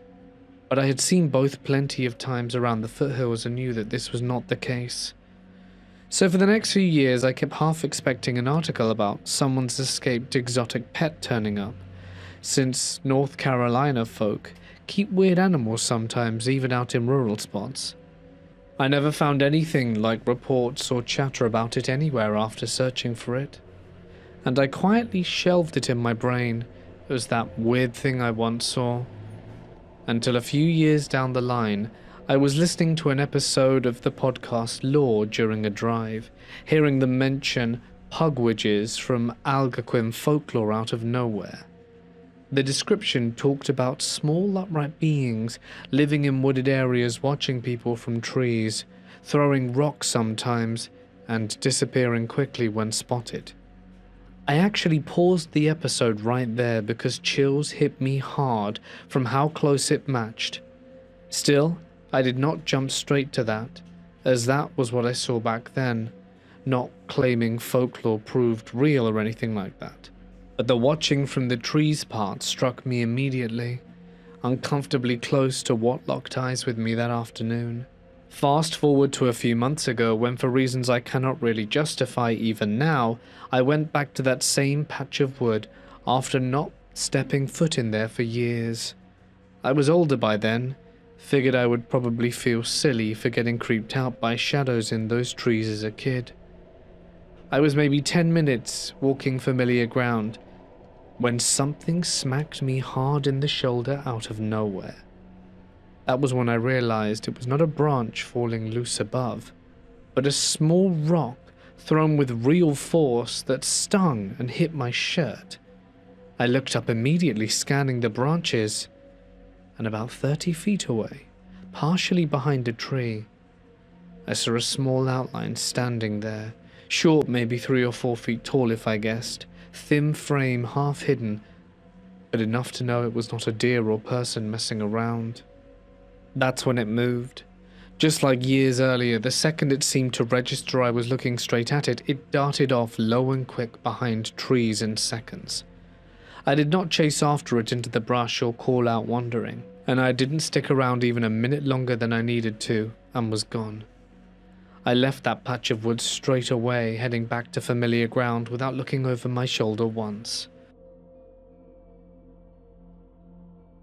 A past co-worker and friend of mine called Ralph was on vacation visiting family on the island of Puerto Rico. One day while walking down a sidewalk bordering a busy 2-lane highway, something very odd occurred. The layout is important, so picture this. A highway running straight through a small valley, with large hills rising steeply on each side, like a river, cutting through a low mountain range. People were walking up and down the hillside, going about their day. As Ralph strolled along the sidewalk, he began to notice cars slowing down, then stopping entirely. Pedestrians slowed down too, until, most surprisingly, this woman walking very close to him, talking on her cell phone, just froze in place mid-step, mid-sentence, completely still. He looked around, thinking he was losing his mind, and realized everything was frozen in time. Every car, every person. The whole scene looked like a photograph, everything, except him. Then, atop of the hillside, a hole appeared in the air. It didn't belong there, a void or gateway of some kind floating just above the ground. Ralph said it looked like the inside of a volcano spewing fire and black smoke. Suddenly, something leaped out. It shot down the hillside so fast it looked like lightning weaving in, out, and between the now stationary people. But sometimes it didn't go around them. It physically moved them aside, shoving them out of its path like obstacles, only for them to snap back into place a moment later. Ralph went slack-jawed and without thinking, started pointing at it. The entity reached the bottom of the hill and stopped right in front of him, exactly where the woman on her phone had been standing. She was now suspended mid-air about 2 feet off the ground, but shifted slightly from side to side. Her movements slowed with an unnatural crawl, like someone had turned a time dial all the way down. The entity itself was translucent, short, and skinny in stature, with a giant light bulb-shaped head, like classic alien depictions, but an even larger cranium. Its two big eyes had vertical slits for pupils, like a snake's, along with two vertical slits where a nose would be, and a horizontal slit for a mouth. Catfish-like tentacles hung from below the nose slits, draping over the mouth, while its very long arms ended in extended fingers and hands that dragged on the ground. It had gigantic feet, and strangely enough, it was wearing clothes.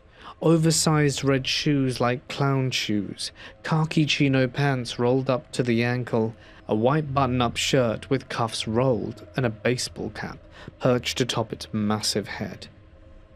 As Ralph stood there pointing, the entity spoke to him telepathically in English, which he found odd, as they were in Puerto Rico. It said, "I see that you can see me," and Ralph blurted out, "What are you?" The being did a strange bow and replied, "I am a refugee." Immediately after, it jumped completely, clearing the highway in one bound, and shot like lightning up the opposite hillside. The moment it was out of sight, time snapped back to normal, and everything resumed. Cars honked, people walked and talked, the woman on her phone kept going as if nothing had happened. Ralph has never seen it since. I lived in a small town called Bastrop in Louisiana, sharing a place with my cousin and his wife, where life moved slow in Morehouse Parish, with not much to do besides driving back roads like we had done thousands of times before.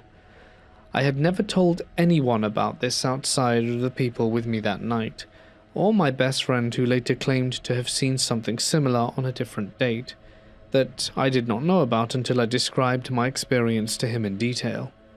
So that made the whole thing hit even harder when I finally shared it, confirming we were not alone in what crossed our paths out there. So one night in 2015, we finished clearing a church that we looked after regularly, and it was around 2 a.m. when we piled into my cousin's 1990 GMC Sierra, a single cab 4x4 that rattled along those familiar roads. We decided to ride the back roads home as always, cruising slowly under the dark sky, with me and him talking steadily in the front seats.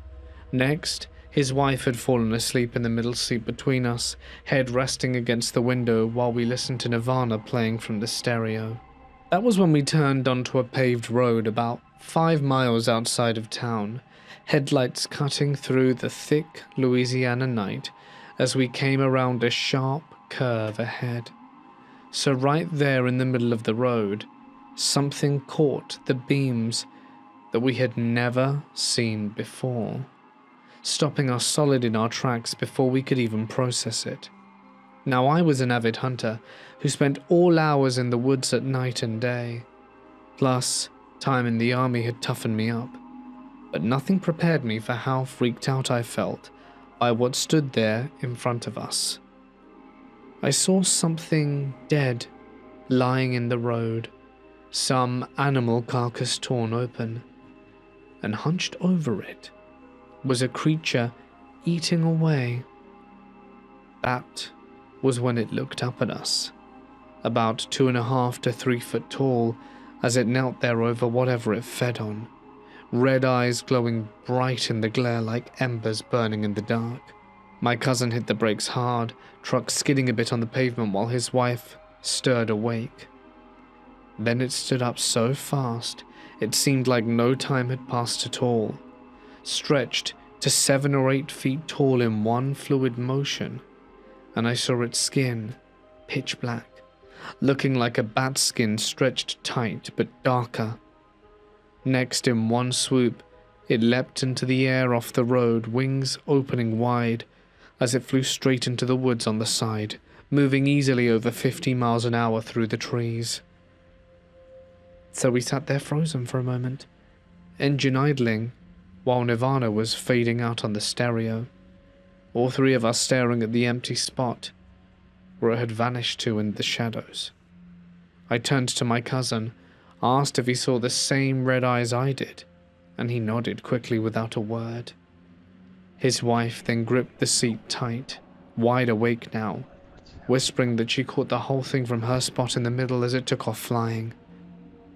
Then, we drove off slowly from there, avoiding that curve for weeks after and sticking to the main roads even if it took longer. The image stuck with me hard. That black-skinned thing standing over the dead animal, the red eyes locked on our truck before the wings snapped open and carried it away. That was when I realized my army time and hunting nights in the Louisiana woods never showed me anything close to that speed or shape. Ever since that night in 2015, I stayed cynical about paranormal stuff, but I knew exactly what I saw with my cousin and his wife, plus my best friend's story matching later on. I know there's something that lives out there, but what it is, I can't say for certain. Back in the early 2000s, one of my uncle's friends, who flew small aircrafts for a living, told him about something strange he saw while cruising over the Cascade Range in Washington state on a clear day. He had been flying near Mount St. Helens just for fun, enjoying the view with nothing unusual going on around him at first. That was when he noticed something huge circling slow near the crater up there, catching his eye against the bright sky and rocky slopes below. At first he thought it was perspective messing with him from that height, maybe a trick of distance making things look off as they often did up in the air. The longer he watched it, turning steadily on those thermals, the less sense it made to his experienced eyes scanning the horizon. He described it to my uncle as a massive, black bird-shaped thing gliding out there, not like an eagle with its familiar spread or a condor soaring wide. That was when he used the words pterodactyl-shaped exactly, long wings stretched out narrow, body slim and pulled back, big enough that from his distance it did not look much smaller than his own plane cutting through the clouds. That freaked him out hard, he later said. It felt wrong to see something that size riding the warm air currents over a volcano, like it belonged up there watching everything below. He cut his flight short then, turned the plane around and headed back to base earlier than planned, without another loop around the peak. My aunt always loved folklore and weird history growing up around those parts. And that was when she worked at a local museum archive back then, so naturally she went digging through records for anything about giant birds tied to the region after hearing this story firsthand. And she ended up reading various indigenous legends from the Pacific Northwest. Stories of enormous storm birds living high in the mountains that appeared before natural disasters would shake the ground. Next, she fell down a rabbit hole about thunderbird myths from several tribes around there, massive creatures linked to thunder and warnings from above the peaks. Half joking over dinner one night, she started calling whatever he saw Ridgeback, giving it a name that stuck around our family talks for years. And then about 5 months later, Mount St. Helens had a noticeable eruptive event. Not the big 1980s blast everyone remembered, but enough ash and rubble to make headlines across Washington. So my aunt swore up and down it could not be a coincidence, tying those dots together, that the black shape circling months before the mountain stirred under pressure again. Fast forward a few years when my cousin and I went out the Washington coast near the ocean shores, walking the beach and messing around under a clear sky stretching forever inland. That was when way off towards the haze, if you squinted hard, you could make out Mount Rainier rising sharply above everything else dominating the view. My younger cousin pointed out suddenly and said there is a hawk circling there, pulling us all to look up from the sand and waves around our feet. And we saw something way out towards the mountain, a distance so far it should have been tiny against the blue. but whatever moved stood clear and bold no matter how many miles we sat away from it. It looked enormous, even from the beach, way too big to be a hawk, and the wings appeared long and slightly angled, gliding smoothly. Even at that range, it did not match a normal bird silhouette cutting the sky. My aunt did not even hesitate watching the drift, and just said that it was Ridgeback. We kind of laughed at first, thinking she joked around like that always with her stories, but none of us could explain what showed so plainly against the distant haze up high, blending into the clouds until nothing stood out anymore from our spot or the shore.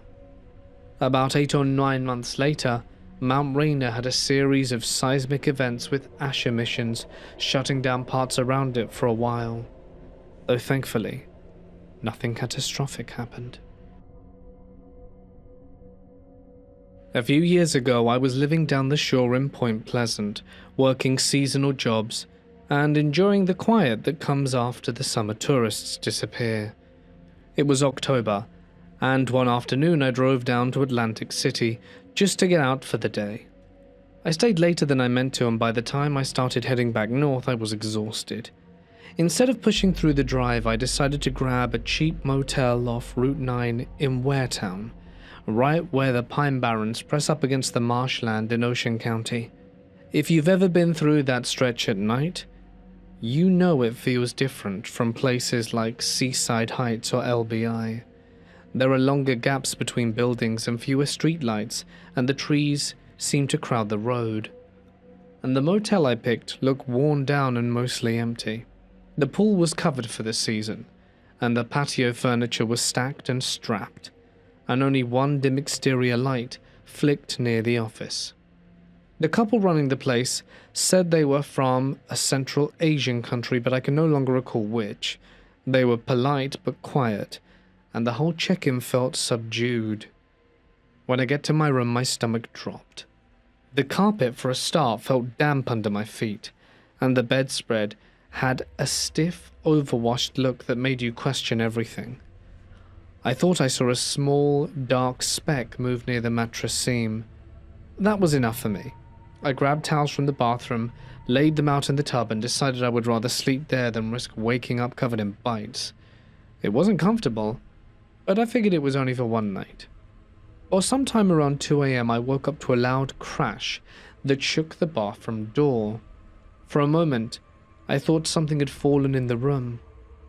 But then it came again. An explosive full-force slam that rattled the side door leading to the pool area. It wasn't a knock.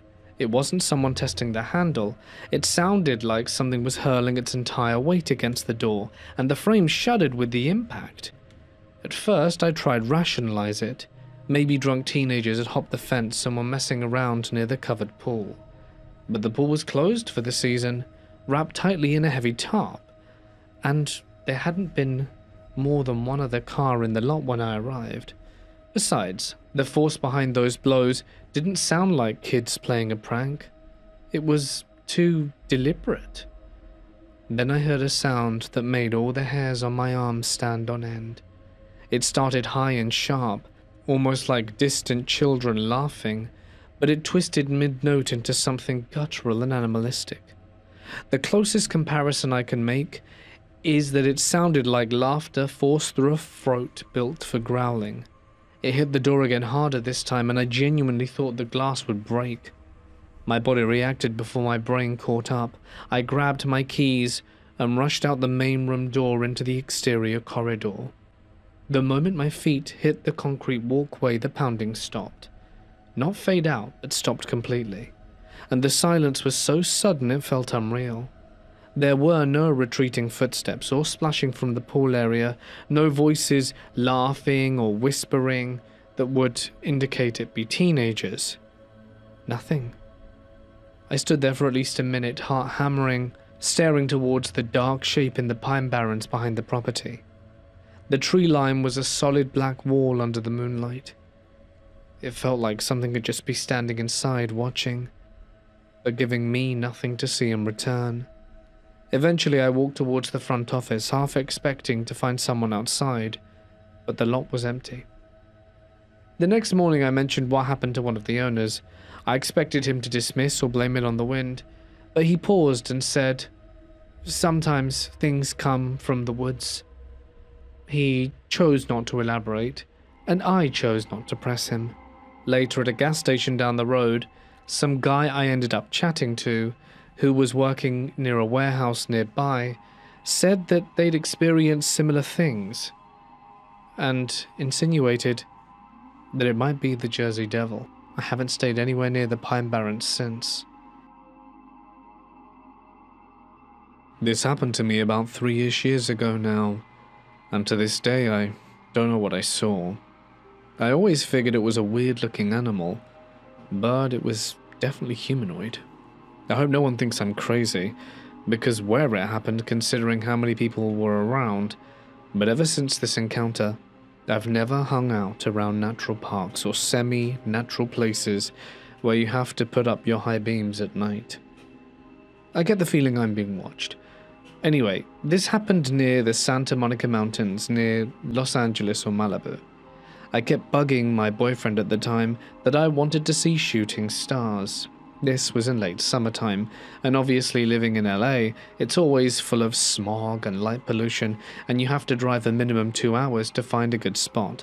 But we wanted to stay near and, well, picked those mountains, since they had good reviews and I've been there before, no problem. And I wasn't the only one with the same idea, because there was a meteor shower. So, in the near entrance of the park, some people already had their telescopes up. My dumbass introverted idea was to go past these people, so we could be alone. It was done, yes, past the parking lot and pretty much looked like a trail. He agreed and we picked a lonely spot. We did see another couple stay near, but that's it. The walk was less than a mile to the spot we were at, and that couple disappeared towards some rock formation nearby. I laid my blanket down, and the meteor shower did not disappoint, but the hairs on the back of my neck stood straight up, and I got goosebumps and the feeling of being watched. I turned around, and nothing. My boyfriend kept telling me to calm down and that I was just imagining things, especially because we basically illegally parked, and just like everyone else did, I didn't want my car impounded, so he excused it on my paranoia. But I felt like we were being stalked, and I just had the most horrible feeling. So we were sitting for about 10 minutes, and I couldn't take it anymore. I said I wanted to go home because something was indeed watching us. A single coyote. Now, coyotes are tiny, but they do hunt in packs from what I knew, and it was alone. It went into a bush, I assumed because I lost sight of it, but the horrible feeling was still there. And on top of that, my boyfriend kept cracking jokes, saying I was just paranoid and afraid of a little coyote. But respectfully, I didn't want to be bitten. I started speed walking towards the car, and my boyfriend kept making fun of me, asking me to slow down, and I turned around. And it was at that moment I caught a glimpse of it. Walking towards the spot, there are street lamps towards the trail, and this thing was avoiding the lamps. But next to it was the coyote from earlier, and it stopped. The thing was hyperfixated, face smushed to the ground, where I was standing earlier. I didn't have a good glimpse of it, till it stood under a light, and turned to its side. And that is when the dread hit me.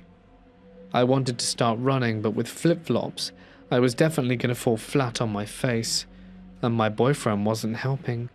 He started calling this thing out, saying it was a dog or a messed up coyote, but once it stood under the light, his laughter died. I also noticed that, you know how at night you can hear crickets as well as bugs? When this coyote appeared, all the sounds of the night switched off. This thing, I was able to compare it with the coyote, was way bigger. No fur, with grey and pale skin. It almost looked human, but down on all fours. Some details were off. It had no snout, and from what I could make out, had no ears that were anything like a coyote's. It looked human, but not really. It had weird legs like a dog or a cat, and the fingers were abnormally huge, skinny, long fingers with a huge back spine bones sticking out, and a stomach so tucked in like a hungry dog. And it started to follow us while having the face smushed into the ground, quickly walking towards us. We started to jog, trying to be quiet, and I was trying hard not to cry because that thing looked like the monster from Pan's Labyrinth. Once we reached the trailhead, we noticed the cops were kicking people out of the area, and I was relieved. We got into my car, and I didn't speak for the whole ride back. We had nightmares about that thing for a week straight. I told my brothers about it, and family, and some said it was a nawal, a witch from my culture that transforms into animals, and others say a skinwalker or nightcrawler. Whatever it was, all I know is I'm never going out at night into wilderness parks, especially with someone who has the survival skills of a turnip. Every time I'm out at natural parks with friends or families for trips or a hike, I catch a glimpse of a coyote here and there, and they'll just stare at me. And for my own safety, I think I'll stop going altogether to avoid any trouble. My family has lived in Austin their whole lives. A few years back, they moved into a nice house on the Colorado River. And flash forward to a few weeks ago, things started to get weird. First happening, my dad and mum love feeding the ducks. They're getting old, and they started getting a large congregation. I want to say about 3 weeks ago was when a few of the ducks started being killed and dragged to their back door. They thought it must have been a neighbor's cat because it had teeth marks, but the neighbor said their cat had died a month ago or so before. The second event happened one night when my mum said she heard the sound of one of their ducks being mauled, so she got my dad to run out to scare the thing off. But sadly it was too dark or far off into the water for them to see. However, they both swear they saw green, glowing eyes. The latest event is my mum swears that something started rearranging all her lawn decorations. The houses along the river have backyard lawns that are very well kept for the passing boats and tourists, so she has a bunch of gnomes and flamingos and whatnot. Keep Austin weird, I know. Well, it apparently started out with little things moved here and there, but quickly ended up with all her decorations being thrown into a heap. I've since visited and can confirm the lawn, and have also seen the photos of the ducks. This can't be a person, because they would hear a boat approach and have motion sensor lights which have failed to go off. Could this be a cryptid? Has anyone heard of a water monster near Austin or Central Texas? I really would like to get to the bottom of this mystery. I was on a ferry for a school softball trip in 2014 when I was 18 years old, heading through the San Juan Islands in Washington during a late May evening around 11 p.m. If you've ever been that far north in late spring, you know it does not get properly dark until really late, with the sun basically dragging its feet about setting behind the horizon. So a bunch of us, maybe 9 or 10 in total, had snuck up to the outer deck to watch the water, smoke, and act like dumb teenagers without adult supervision. That was when we stood there, feeling the cold air bite a bit, though not unbearably against our skin, while the water stayed calm enough to see the ferry wake clearly churn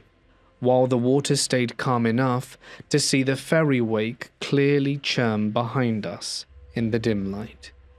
Next, someone pointed out dorsal fins cutting through the wake, sharp shapes rising and falling with the waves as we all leaned over the railing to look closer. So we saw orcas out there pacing alongside, which honestly felt pretty normal in that area since they all showed up a lot during those trips through the island. I knew what orca fins looked like from seeing them before, Tall, smooth, black triangles, usually 4 to 6 feet high on adult males, with clean, straight edges slicing the surface perfectly. That was when we counted maybe 10 to 15 of them weaving in and out of the wake, a few smaller ones mixed in the group as they kept pace with the ferry for a good while. So we tried taking pictures on our phones, but the devices sucked back then, and the light faded low already, making everything blurry despite our best efforts to capture them. Next, it took a good 30 minutes for the whole pod to pass by completely, their fins slipping under one by one until nothing moved in the water behind us anymore. That was when we started to sober up from the night air, feeling the cold settle deeper, and talk about heading inside to warm up before anyone caught us out there. So we lingered a moment longer, scanning the open water that stretched flat ahead, when one of the younger girls spoke up quietly and said there was another one coming. I turned with everyone else, expecting a stray orca fin to break through like the others had done before, leaning forward over the rail to spot it in the faint glow. At first, that was exactly what it looked like. One dorsal fin cutting clean through the surface about 20 or 30 feet off the side of the ferry. Then another rose right behind it. Then one more. Then two others popping up in quick succession, and we all were frozen watching. So those were wrong from the start. Taller by far than any orca fin I recognized, jagged and uneven instead of smooth, some looking torn or chipped along the edges harshly. That was when I realized they were not spaced out like separate animals swimming independently, but lined up in two rough rows, running parallel across whatever moved beneath them steadily. Next, we could just barely see the shape of its back under the surface, lit faintly by the ferry light spilling over the railing. I saw more of those spikes break the surface one after another as it kept coming without pause, easily 8 to 10 feet each, some leaning slightly while others looked scarred. That's when the body underneath kept going long past what made sense for a single whale. This dark mass stretching out with no end in sight. No one said a word among the 10 of us standing there. The deck had now gone silent. Whatever was down there should not exist. I knew we had all turned earlier to watch a whale pass like normal, but now faced something that clearly was not a whale at all, moving so differently from anything familiar.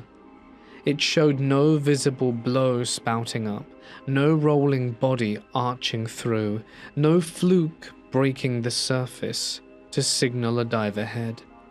That was when this long, dark mass, with rows of jagged dorsal spikes, sliced through steady like a saw blade gliding parallel, staying alongside the ferry for a solid 6 or 7 minutes that felt endless in the cold.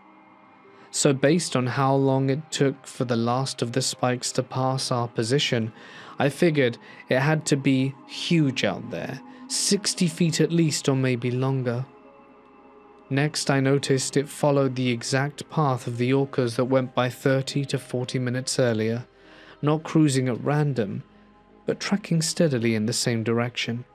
That was when I felt like it was hunting out there, orcas being top predators that feared little, yet this thing trailed their pod completely comfortably. Someone tried getting a photo in that moment, fumbling with their phone against the dark, but by then the lighting had failed completely, with only the ferry windows spilling faint glows over the rails. Eventually, the last of those spikes slipped beneath the surface, water going flat again without a splash. I don't know what kind of creature that was. I guess it qualifies as a cryptid, but if anyone has any info regarding it, I'd love to hear it. Hey guys, it's Mort here, and thank you so much for listening. It really does mean a hell of a lot for you to listen to these stories, so thank you for being here. And if you would like to support long-form creators like myself, liking, subbing, pressing the bell, go a seriously long way, and it would be appreciated, so thank you guys. I'd like to extend my appreciation to all my lovely members and patrons whose names are on screen right now. For signing up, they get a bunch of cool perks, and if you're interested in finding out what those are, links down below. But that's it from me. Stay awesome, guys, and I'll see you in the next one. Good night. Good evening all, and welcome to day 3 of Ghost Week. Tonight I've got a collection of demonic, scary stories for you to enjoy. So get comfortable and let the darkness take control. When I was 4 years old, my 7-year-old sister died. It was a sudden death. A bike hit her when she was with her friend.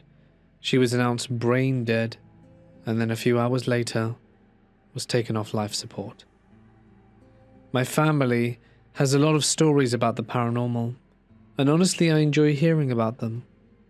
The night my sister died, my mum was driving past the crash but didn't know. I'm not sure what lights they were, but there were 2 lights on the car that didn't go out by themselves. Like if they were to turn off, both had to be off. It's impossible for only one to go off on its own. But my mum drove past, and one of those lights went out, and then my sister's favourite song came on the radio at the same time. My dead sister and I shared a bedroom, but I obviously got lonely since I was now alone in the room. My older sister decided to come into the room with her best friend at the time and hang out with me. We basically heard something under our dead sister's bed, and when I looked under it I saw a little girl with no face, just voids as eyes, a white hospital gown, and medium-length, dark brown hair, and a bloody wound on the right side of her head. I honestly forgot about it until I turned 11 or 12. I was sitting in my room. We'd moved houses a few times since then, and I looked at the end of my bed, and that thing was peeking out at me at the end of it. I started drawing it afterwards, and when I showed it to my older sister, she was genuinely terrified. My sister is 24, so she remembers our sister a lot better and says it looks exactly like her. The weird thing is I wasn't allowed at the funeral and never saw my sister's body after she died. Turns out she had a head wound, which the demonic attachment had. I believed it disguised itself to look like my sister, but after I started calling it out for what it really was, it stopped pretending. I didn't see it for a while. My younger sister, who never met our dead sister, began seeing it as well. And just as I thought it was gone, I saw it in my mum's car. A dark figure with creepy eyes, but I knew it was the attachment.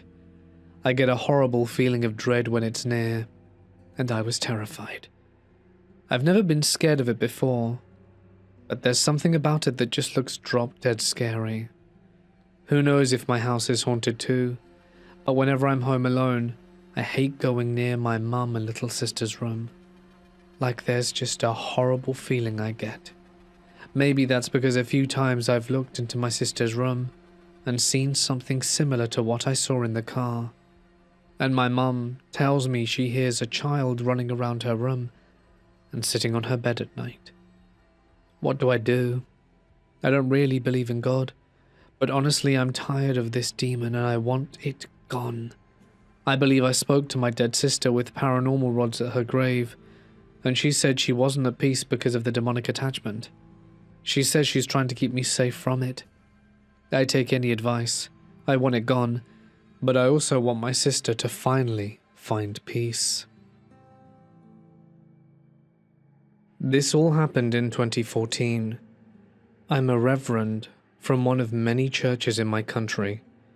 Our church sends out its ministries to places around the country where they are needed.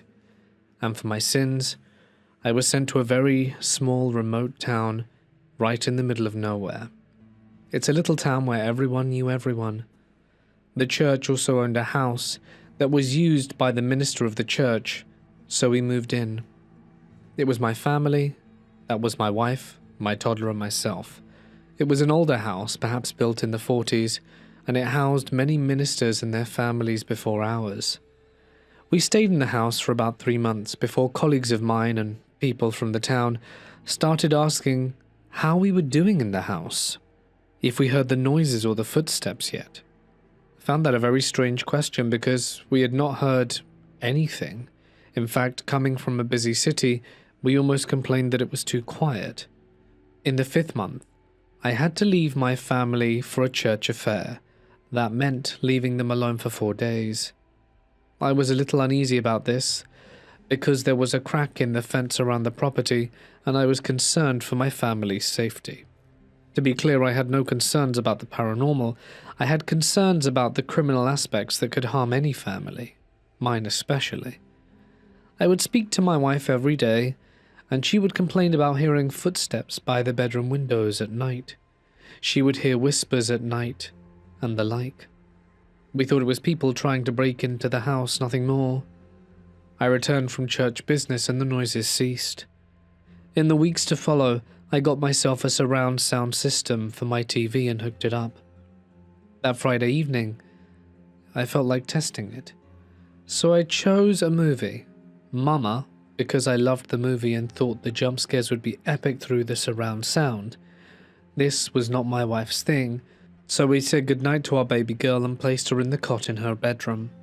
I said goodnight to my wife, and I went to the TV room to start my movie.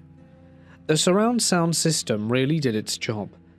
I got proper scared many times in the movie. Then all of a sudden, I heard this very loud, very angry scream that chilled me to the bone. My heart was racing. I had goosebumps all over. I paused the movie and listened, and all there was silence falling over the house. That was when my baby girl began to cry. She was squealing so desperately that I knew something wasn't right. My wife is a very good mother, and so I thought that she would go to see our baby girl, but nothing. Our baby just continued to squeal and cry. So I got up and ran to her bedroom, and as I entered her bedroom I was hit with such a cold in her room that I instantly had goosebumps.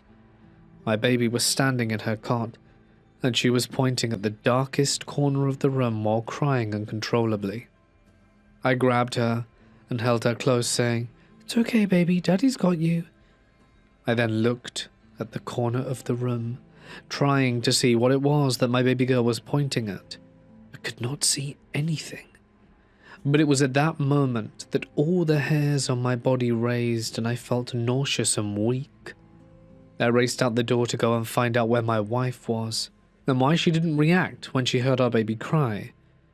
But as I entered our bedroom, I saw that my wife was as white as a ghost, and crying as well. "Hey, what's the matter?" I asked. "Are you okay, love?" I went over to hold her as well. She told me that she heard this growl, and then this dark mass came through the window, across the bed, and flew into our daughter's room. She said she couldn't even move, even though her maternal instincts begged her to. She was paralyzed. I thought to myself, what am I to do about this? I then reminded myself that I am a representative of God. I have the authority to handle this entity, so I grabbed my Bible and my anointing oil and started to bless the house. I started way at the bottom of the house, every window, every mirror, every doorway and passage. I blessed the house. It was going so well, and after every room I felt more and more confidence. But then I got to the room where my baby girl slept. As I entered the room, I felt weak again and nauseous. I felt depressed and overwhelmed by all kinds of negative thoughts. I remember that there was this thought in my head that I have blessed the house, and now I can stop. But then all of a sudden I continued with the blessing and the anointing of the house and moved closer and closer to the corner and rebuked the demon in the name of Jesus Christ. I remember reading Psalm 91 right there. I said a prayer of protection over my daughter's cot, and I still thanked God and joked, "This room is now clean." I then went to my wife in my bedroom where the two ladies were waiting on the bed. I anointed them with a cross on their foreheads, and my wife anointed me on mine, and we prayed as a family. My wife and I finished off with praying the Lord's Prayer, and what was amazing is this. The moment we said amen, there was a smell of flowers that filled the air, and with that came a feeling of complete peace, and we slept soundly that night. Interestingly though, my wife never heard the voices or the footsteps at night again. It makes me wonder if they were all connected. We have since moved on, and I'm serving another church now. But I will never forget the day that a demon came for my daughter. I will never forget the power that can be found in the Lord and the power of prayer. My name is Anthony, and this is my story about an exorcism I witnessed with a group of friends while living in Alabama in 2021. Everything in this story is 100% true. As you'll soon discover, there were multiple witnesses of the event. It was something I never thought I'd experience in my lifetime, but I guess life is full of all sorts of surprises.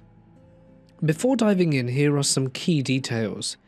I had moved from Illinois to Dutton, Alabama in 2020, where I would end up with my ex-girlfriend, Luna. Since late 2018, Luna had taken a liking to my music and artwork on social media. Over a course of time, we got to know each other very well. We lived a distance away, however, as I was living in Illinois while she was over in Alabama. We would plan trips to see each other, which eventually turned into a relationship. However, she was still living with her ex-boyfriend Sven. Sven had been in her life for over a decade, but their relationship had been broken for many years prior. They were basically just best friends living together, and when COVID hit in early 2020, I made the choice of moving in with them, as we were uncertain of getting the chance to travel while COVID got increasingly worse. At the time, Luna was also polyamorous, so we had come to an agreement to keep our relationship monogamous if we wanted to be together. I was skeptical at first, but took the risk. Sven and I got along fairly well though, and he became a good buddy of mine. He was a huge history nerd and collected a bunch of historical antiques and weapons. I settled in nicely to the complete change of living in Alabama, getting to experience a whole new side of the country. Even if I was living in an older house in the middle of nowhere, surrounded by cropped farmland and cattle, I was still happy. In early July 2021, Sven, who had been single for quite some time now, met a girl called Sally at his job while working at Walmart. She approached him, as she felt drawn to his energy of sorts. They quickly took a liking to each other and started hanging out more. Things were going fairly well for them throughout the beginning of their relationship. From what I've seen, she was very kind and intelligent. She loved to laugh and occasionally indulge in smoking bowls. However, we eventually discovered that she had an intriguing spiritual side to her as well, mentioning that when she was really young, her mother forced her to perform a blood oath ritual using some sort of old satanic book and a pentagram, and that in doing so, it made her vulnerable to the dark spirits which leached off her energy. Since then, she would experience a number of paranormal encounters, such as feelings of being followed, shadow apparitions, hearing voices, and most profoundly, dark entities taking control. Beyond that, she had a heightened sense of awareness. Sally was fully transparent with all of this, however. Sven had no real issues with any of it. It was around midnight on a weekday. Luna and I were getting ready for bed, as we both had to work the next day, and across the house was Sven's room, down a long hallway. Sally was spending the night hanging out with Sven, just having a good time. As Luna and I were about to fall asleep, we heard a loud thud from outside our door. A few minutes later, Sven knocks on our bedroom door calmly and asks if we can help him with something. Luna gets up to go check what was happening, while I stayed in bed. I waited about 10 minutes trying to listen in on what was going on. Curious, however, I got up and checked the situation. I peeked my head from the side of the door, and saw Sally on the floor in the middle of the dark hallway, mumbling under her breath, "No, no, no, no, no." It was almost as if she were trapped in a bad dream of sorts. My original thought was that maybe she had been on drugs and was possibly having a bad trip. No clue at first, so I stood back and watched with concern. As I observed the situation, both Sven and Luna huddled around Sally while trying to comfort her and get her to wake up. Eventually, we all decided to pick her up and bring her outside to get some fresh air, and we laid Sally on the grass in front of the yard under a bright moon. She gradually started regaining consciousness while waking up in a haze. As soon as she was able to speak, she said to me in a soft voice, "I can sense that you're nervous and confused. It's okay," which I was. This strange occurrence is something she had apparently experienced many times, however, so she was familiar with this sort of thing happening. She explained it as basically being trapped in a dark void of sorts, that she's essentially unconscious, with no ability to recollect what happened. Being that Sven and Luna are more aware of spirits and energy, they knew almost instantly what was going on, and took precautions to alleviate the situation. After she gathered her thoughts and regained her energy a bit, we bring her back inside and lay her on Sven's sofa, while Sven holds her in his arms. He points out some scratch marks on the back of her shoulder that weren't there prior. It looked fresh, and almost as if clawed by a large cat. He also states that for some odd reason, she was being drawn into the bathroom across the hallway, and that her face went completely blank while slowly walking out the room. He even points out the light in the hallway between the room and the bathroom, which had blown a fuse right after she collapsed near the door. That had me spooked, and the light hadn't worked ever since. Once Sally was able to speak to us more clearly, she told us that something was trying to trick her into going inside the bathroom across the bedroom. Some evil entity manifested itself there, and she was playing mind games. Keep in mind the house we were living in was really old and dingy, with noticeable holes in some spots on the floor throughout the entire house. The worst of it being in the bathroom.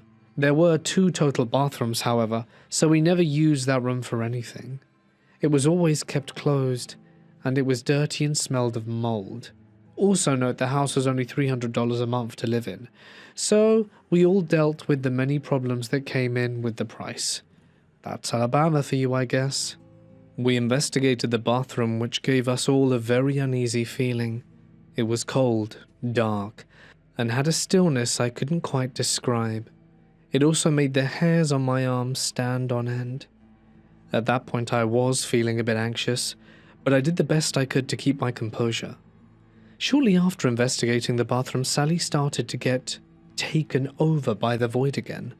Her eyes became glassy and red, while the spirit within her became aggressive. She was possessed by a demonic force. While Sven was trying his best to hold her down and locking his arms around her, we knew instantly that it was not Sally in there. The demon was trying to break free from Sven's arms, and while making deep, growling noises. For a period of time, we even tried to reason with it, saying things like, "There's an endless world to travel and be free from under the desert sands to endless oceans. You have no reason to take her over." The demon grudgingly stated it wanted to make itself known, and that someone has to die. Her voice also became heavy and muddled while resisting being pinned down. A few times the demon threatened to kill off one of our cats, all 3 of which were in the room with us. Watching us contained the demon. Keep in mind, Sven is 6 foot tall, a lean male in his 30s, and Sally was a very skinny petite girl, which is why he was boggled down by how much strength it took to keep her in place the entire time. As Sven was struggling to keep this demonic force tight within his grip, my ex told me to grab a handful of fresh sage from the garden outside and burn it. I quickly ran out the front yard and back into the room. Since the sage was fresh, it was a bit harder to burn, but eventually it started smoldering, filling the room with sage, and it was effective in hurting the demon as it growled with every waft. It was easy to tell that it was effectively hurting it. I would continue to do this for the majority of the night by blowing the sage around the room or directly in its face. At times, one of Sally's arms would break free and attempt to knock the sage out of my hand. I had a steady grip on it and did my best to keep it burning. At one point, I even made a funny remark towards the demon while it was taunting us. "Who pooped in your cornflakes?" Strangely enough, it chuckled slightly with a deep tone. During this process, we also played spiritually empowering music and tried to channel our energy as a group to cleanse the room and fend off the unwanted guest. We kept fighting for several hours until the sun came up. Gradually, the demon became weaker, while still aggravated and fighting to break free. Towards the end of this event, Sally started to slowly regain consciousness. Or so we thought. We tried talking and comforting her even though she was still pretty disoriented, and Luna decided to fix her up a cup of herbal tea to calm her down. However, without mentioning it, she decided to add a few dashes of pure Himalayan salt to the mug, since salt is known to be spiritually cleansing, and when Sally takes the first sip, she drops the mug on the floor and begins to choke and cough heavily. The demon was trying to trick us into believing it was her, to which it got enraged and took possession of Sally once again. The process continued for another few hours of cleansing and holding her down. Over time, the spirit grew tired and weakened. Its energy was dwindled by the minute. We all stuck together and tackled this unwelcome demonic force. In the early morning at 7 a.m., the demon, now weakened from all the cleansing and resisting, it was nearly drained entirely, and we were finally able to bring Sally outside and hoped for the best. It was a nice sunny morning as we lay her on the grass in the same spot she had previously occupied, and she gradually started to transition back into her body. She was still very weak and unable to move much at all after the possession. We sat her straight up, with her legs straight out in front of her. Strangely, we all took notice of a small green grasshopper that jumped onto her left leg, with her eyes nearly closed. The grasshopper crawls onto her index finger, brings it up to her face, and focuses her last bit of energy onto it for about 30 seconds. She then lifts her arm with her finger, points the grasshopper, and it jumps away. She ties what looked like an invisible knot around a nearby dandelion and gradually fades back into unconsciousness. After this long and tiring experience, we all migrate back to the house and try to catch some sleep. Sven picks Sally up and carries her inside into the bedroom to get some rest. Since I had to go to work shortly after, I ended up getting about 2 hours of sleep, and I was exhausted. However, my mind was blown with just how insane and surreal the experience was. It was a profound awakening of life, to say the least. Until this day, I think about how something like that could even happen. Not many people can say they fought a demon in their lifetime.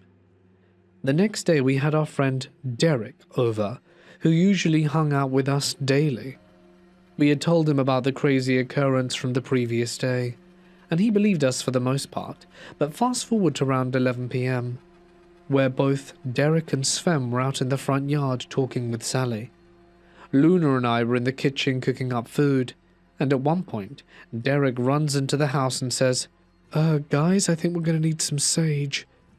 From what he told us, they were all just hanging outside until Sally's face went blank and started walking away into the darkness.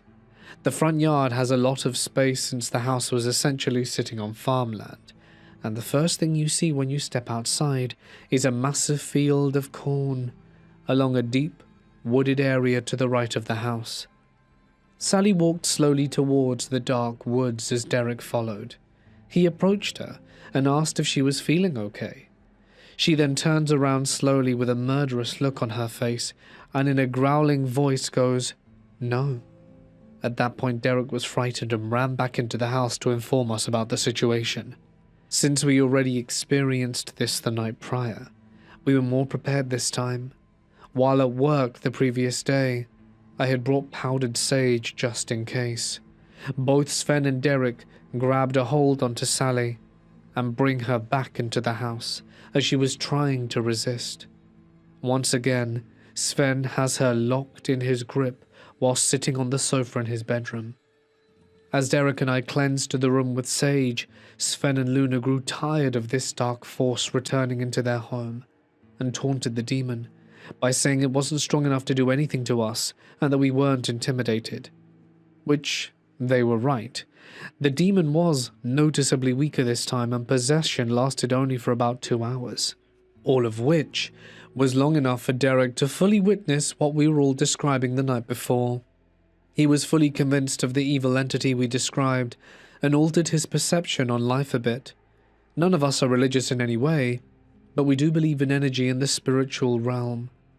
We felt that the experience was a confirmation of the dark forces that roam our planet, and there's much more to our reality that we can fully comprehend. Once Sally recovered, she felt more relieved. She mentioned that the demon manifested itself within the shed, which was between the house and the wooded area. She believes the grasshopper had made its way towards the shed to try and reveal itself once more to prove its power. Oddly enough, Sven mentioned that while he and Sally had taken a shower together earlier that day, he noticed at one point that Sally was speaking in 2 voices at once. The other voice sounded noticeably deeper and distant in his left ear. He found it a bit strange, of course, but dismissed it, as he was still tired from the previous night, and tried not to dwell on it. He states the other voice came from the direction of where the shed was. If you looked out the bathroom window, you could see the shed directly outside. Given the experience later that night, however, revealed more of what was truly happening.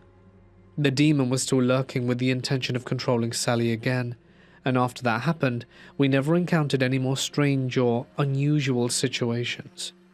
We would go on to tell our story to friends and family, where the majority of them would mostly believe what happened.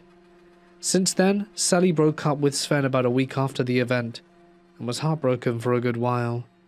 They lost contact with each other, so we will never know if she truly did do any better. I, on the other hand, ended up leaving Alabama after a breakup with Luna. We left on good terms, and I occasionally keep in contact with all of them. It was quite the adventure for 2 years of living there. Despite the strange encounter, I'm glad I was able to experience it the way I did. Before I bring this story to a complete end, there is one final detail I only learned recently. Years after we had all moved on with our lives, the house sat vacant for quite some time. Then in February of 2026, I was just catching up with my friend Derek, who still lives in the state, who shared something that shook me.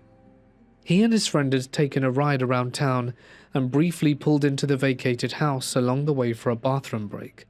At first, everything felt normal, but as they backed out of the parking lot, their headlights swept across the front door.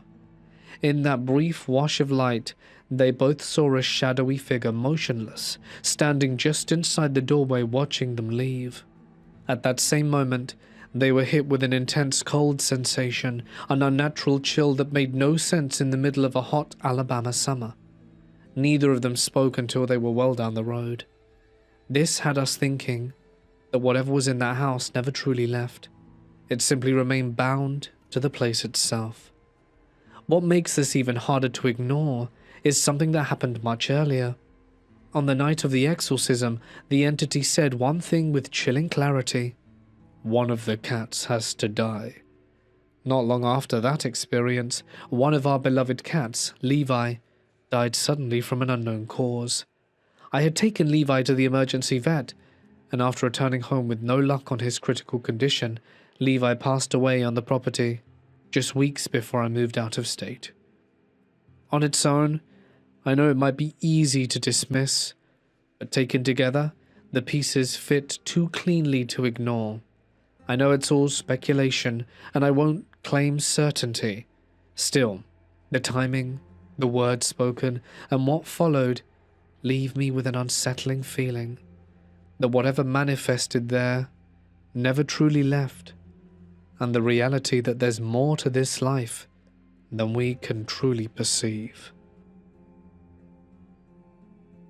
My grandfather on my mother's side stood out as a profoundly brave and unflappable man who dismissed all talks of the supernatural with a gruff wave of his calloused hand, and always labelled such notions as silly things, unworthy of serious consideration, and always cutting off discussions of ghosts or demons by muttering, "No one truly knows, maybe it's God," before returning to whatever task he was engaged in.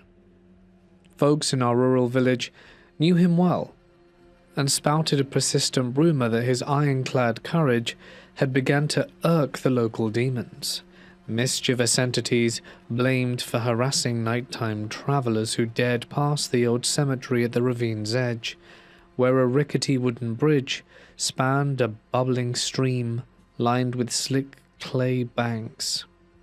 Curiosity gnawed at me relentlessly after overhearing that tale, so I bided my time for weeks until I caught Grandpa in an unusually jovial mood one crispy autumn day, while he carved intricate patterns into the sturdy oak entrance gate framing our front yard, the air thick with wood shavings and the rhythmical scrape of his chisel. "Grandpa, why do people say you've started annoying the demons around the cemetery?" I asked with wide eyes, and he glanced up with a sly smile before brushing me off. "They're all crazy, that's why."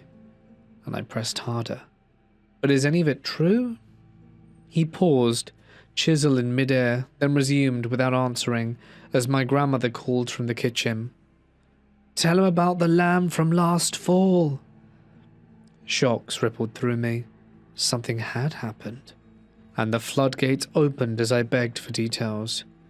Grandpa fixed me with a stern gaze and said that he'd share it with me, but that I must swear to never let it scare me, and to not breathe a word of it to anyone else, and I promised on the spot. He went on to tell me that one rainy night last fall, he trudged along the village to deliver fresh cheese to old Mr. Petrov on the far side of the ravine, beyond the creaky wooden bridge and the cemetery where twisted oaks clawed at the foggy sky. His voice was steady as he described the path. "Weren't you afraid to cross the ravine and cemetery alone at night?" I interrupted, and he laughed. "Afraid of what? Nonsense?" He continued that midway over the swaying bridge, with its splintering planks groaning under his boots, he heard footsteps mirroring his own, double taps echoing off the damp timbers. He spun around sharp, lantern swinging wild, but the path stretched empty behind him, mist curling up from the water below. He pressed on, delivered the cheese amid warm lamplight and grateful chatter, and set home an hour later under heavier drizzle pattering the leaves. At this time, steps rose from underneath the bridge, taunting from the dark ravine.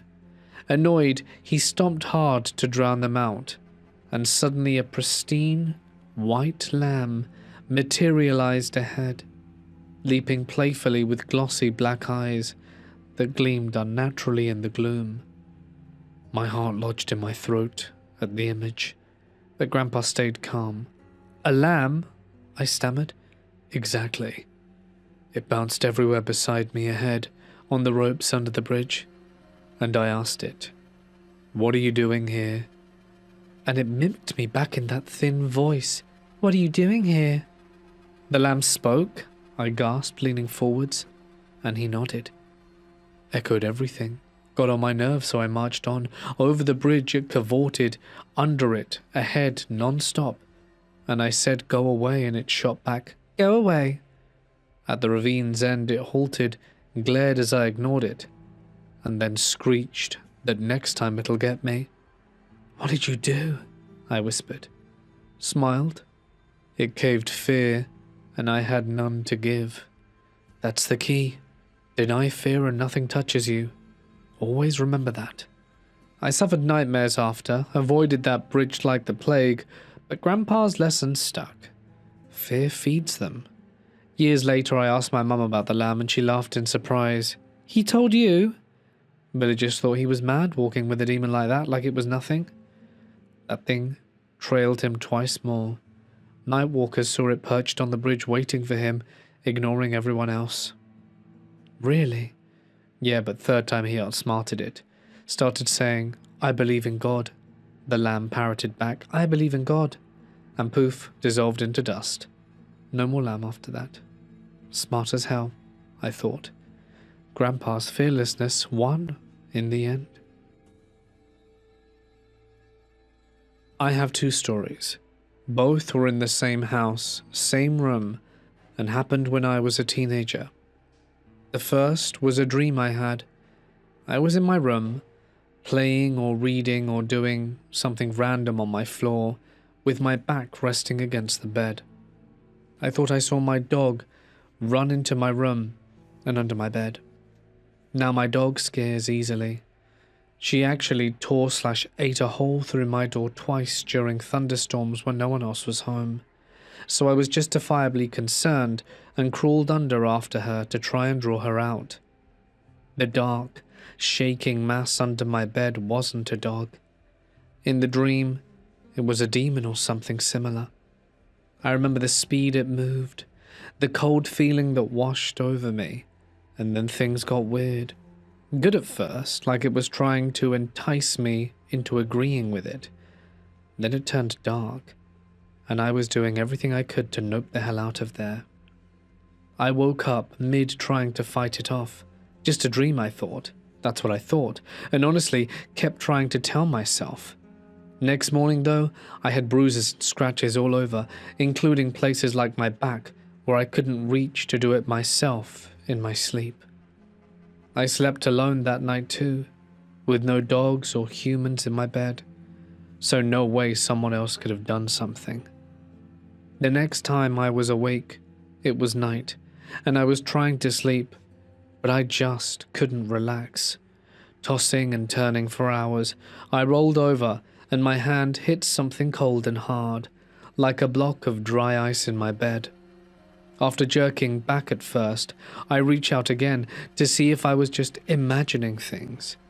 It was too dark to see, but I could feel the air move as whatever it was moved as soon as I touched it again.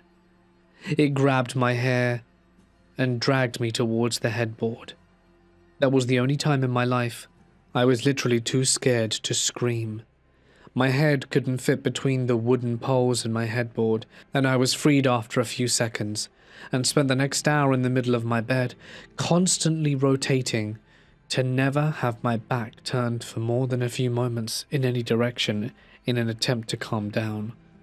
Once I did, I turned on my light, grabbed a flashlight, and looked under my bed, but there was nothing there, except for a clump of my hair by the headboard. Could have just been my hand falling asleep. The first could also have had some realistic explanation, but both of my siblings and I have many stories from our house, and a lot of them match up even when we mentioned it to the other before it happened to both of us. We switched rooms at one point, and I was telling them about something I saw, and they were like, "Yeah, that happened to me for years. It's why I slept with the door closed now." So either we live in a haunted house, or we ourselves draw stuff like this in. I think there must be something demonic in our home. For as long as I can remember, I have been tormented, terrorized, hurt, and gnashed by the same entity every other night. It started with no violence when I was around 14.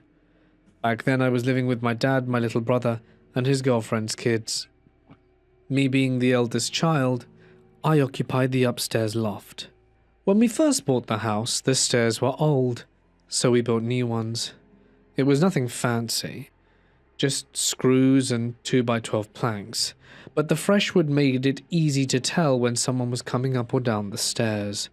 Although sometimes after I would get home and Dad was still at work, I would be in the loft changing for football practice, and the stomping up the stairs would commence, only to turn and see no one.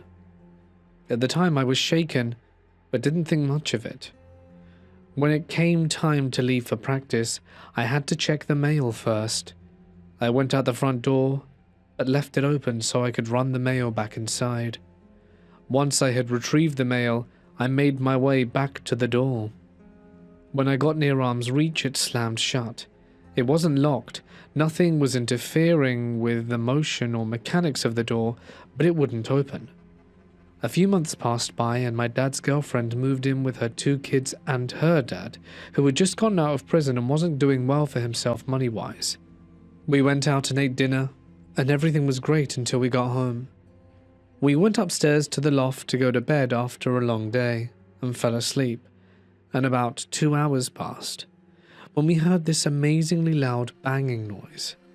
I couldn't see anything, so I went to turn the light on, only to not reach the light due to tripping over a 4-drawer dresser that had just fallen and scooted over about 2.5 feet off the wall. There had been a bunch of smaller things like that here and there over the years, until I reached the age of 19, when I was living in Hutchinson with my brother and sister-in-law. It became more of just acts of annoyance and walking around. It became interactive. It would grab me, poke me, blow in my ear and many other things, and eventually it began to try and trick me or play games with me. So me and my sister were home. Me and my brother worked together, but I had stayed home sick that day. I had gotten up that morning to shower and freshen up, hoping that it would make me feel better, and about 5 or so minutes into my shower, my sister started to holler at me telling me to hurry up, that she needed to use the bathroom. So I stopped the water and told her I was sorry for taking my time, and that I would be out in just a second. I finished getting dressed, hung my towel and opened the door. When I came out to let her know I was done, I found the house empty. She'd been at work since 5:45 that morning and it was 9 a.m. and didn't get off until 4. What could have happened there? What was it trying to do? I still wonder to this day. Well, anyway, then came the terrors. Everything was going great throughout the day until I went to sleep. I hadn't had any night terror experiences until this. This is the night I feared for my life. I had a new job at this point on the 2nd shift at a fab shop in Yonder, Kansas. I wasn't sleep deprived. I got checked, nothing was wrong with me. This was a night terror. I don't know if it was the same entity that had been around me for these past 8 years, but that night, it would get violent. I got home that night and everything was fine. Nothing weird had happened and I got out the shower and went to my room. When I laid down for bed, I plugged my phone and went to fall asleep. I had this nightmare that I was completely irrelevant to anything that had happened to me. But this was just the start. In that dream, I was fully awake. I could feel everything. When I jumped, I felt myself wake up. This happened about 2 or 3 more times back to back. I woke up out of 3 dreams, 3 consecutive times that same night, each worse than before. I was wide awake at that point. I couldn't do anything to stop what happened next. I was just laying there on my phone while it was charging. I had it in my left hand resting on my chest watching Facebook reels when next thing I know my cord gets pulled from the wall and my phone goes with it. I'm shaken. I don't know what to do. Then I completely freeze. I physically cannot move. All I can do is move my eyes and barely swivel my head to and fro. My breathing is held at a very slow rate and I cannot speak. I tried screaming over and over and over again but couldn't speak. I eventually built the strength to throw myself off the bed and tried telling Siri on my phone to call my sister. I knew I couldn't speak. But if I could just get her to answer the phone, she could at least open the bedroom door and help somehow. I tried for what felt like hours to overcome whatever was attacking me, and eventually my movement became more free and I climbed, using only my arms to the door and out to the living room. I turned on every single light in the house, including the TV, and sat there for hours, not caring about losing sleep for work. As the night went on, it was hard to think about and comprehend what had just happened to me. I'm a huge believer in good and evil, the blessed and the wicked, which is exactly what made me think this was a demon. Could it be the same one that found me when I was 14? That I can't say for sure. Maybe one day I'll find out, but for now, I'm just going to keep dealing with it. I'll figure it out one day. Hey guys, it's Mort here, and thank you so much for listening. I hope you've enjoyed tonight's demonic tales, and if of course you did, you can let me know down below. And I will be back again tomorrow to carry on with Ghost Week. We're going to be heading into the haunted hospitals for a very special and favorite topic of mine. So be sure to come back then. I'd like to extend one final thank you to my members and patrons whose names can be seen on screen, and I've actually posted some free stories over there on Patreon, so anyone can access them. You just got to follow it over the linky thing and you can listen to them for free. But that's it from me, guys. Stay awesome, and I'll see you in the next one. Good night. Good evening all, and welcome to day 2 of Cryptid Week. Tonight we're going to be heading into the deep woods for a chilling collection of Bigfoot scary stories. I'd like to give a shout out first though to Maltese Mike. I really hope that your treatment is going well and that you're fully recovered soon. Stay strong, my friend. But for now, it's time to get comfortable and let the darkness take control. A few days ago, my grandmother shared a story from her childhood that she had apparently kept mostly to herself for decades, and the way she told it made it clear to me that the memory still upsets her all these years later. So when she was around 8 years old, she lived with her sisters and parents in a very small house sitting alone in the middle of a wide open field. It was far removed from town and separated from neighbors by miles of farmland. The house stood isolated against the landscape, with thick clusters of trees lining the back portion of the property, forming a dark wooded barrier. A single narrow dirt road connected their home to the outside world, stretching out across the field in a long strip of pale earth that turned to mud whenever it rained, and made it difficult to travel during certain seasons. One night in May of 1964, after an ordinary evening, she and her sisters went to bed as they always did, sharing a small bedroom that barely fit their beds in a dresser. She told me she had been asleep for roughly 2 hours when she suddenly woke without understanding why, immediately overwhelmed by the intense sensation that someone or something was watching her from outside the room. Their bedroom had one small window positioned high on the wall, and sitting roughly 6 feet above the floor, which meant no one could casually glance inside without making a deliberate effort to reach it. As her eyes adjusted to the darkness, she slowly turned her head towards the window, and that was when she saw 2 glowing eyes staring directly at her from the other side of the glass.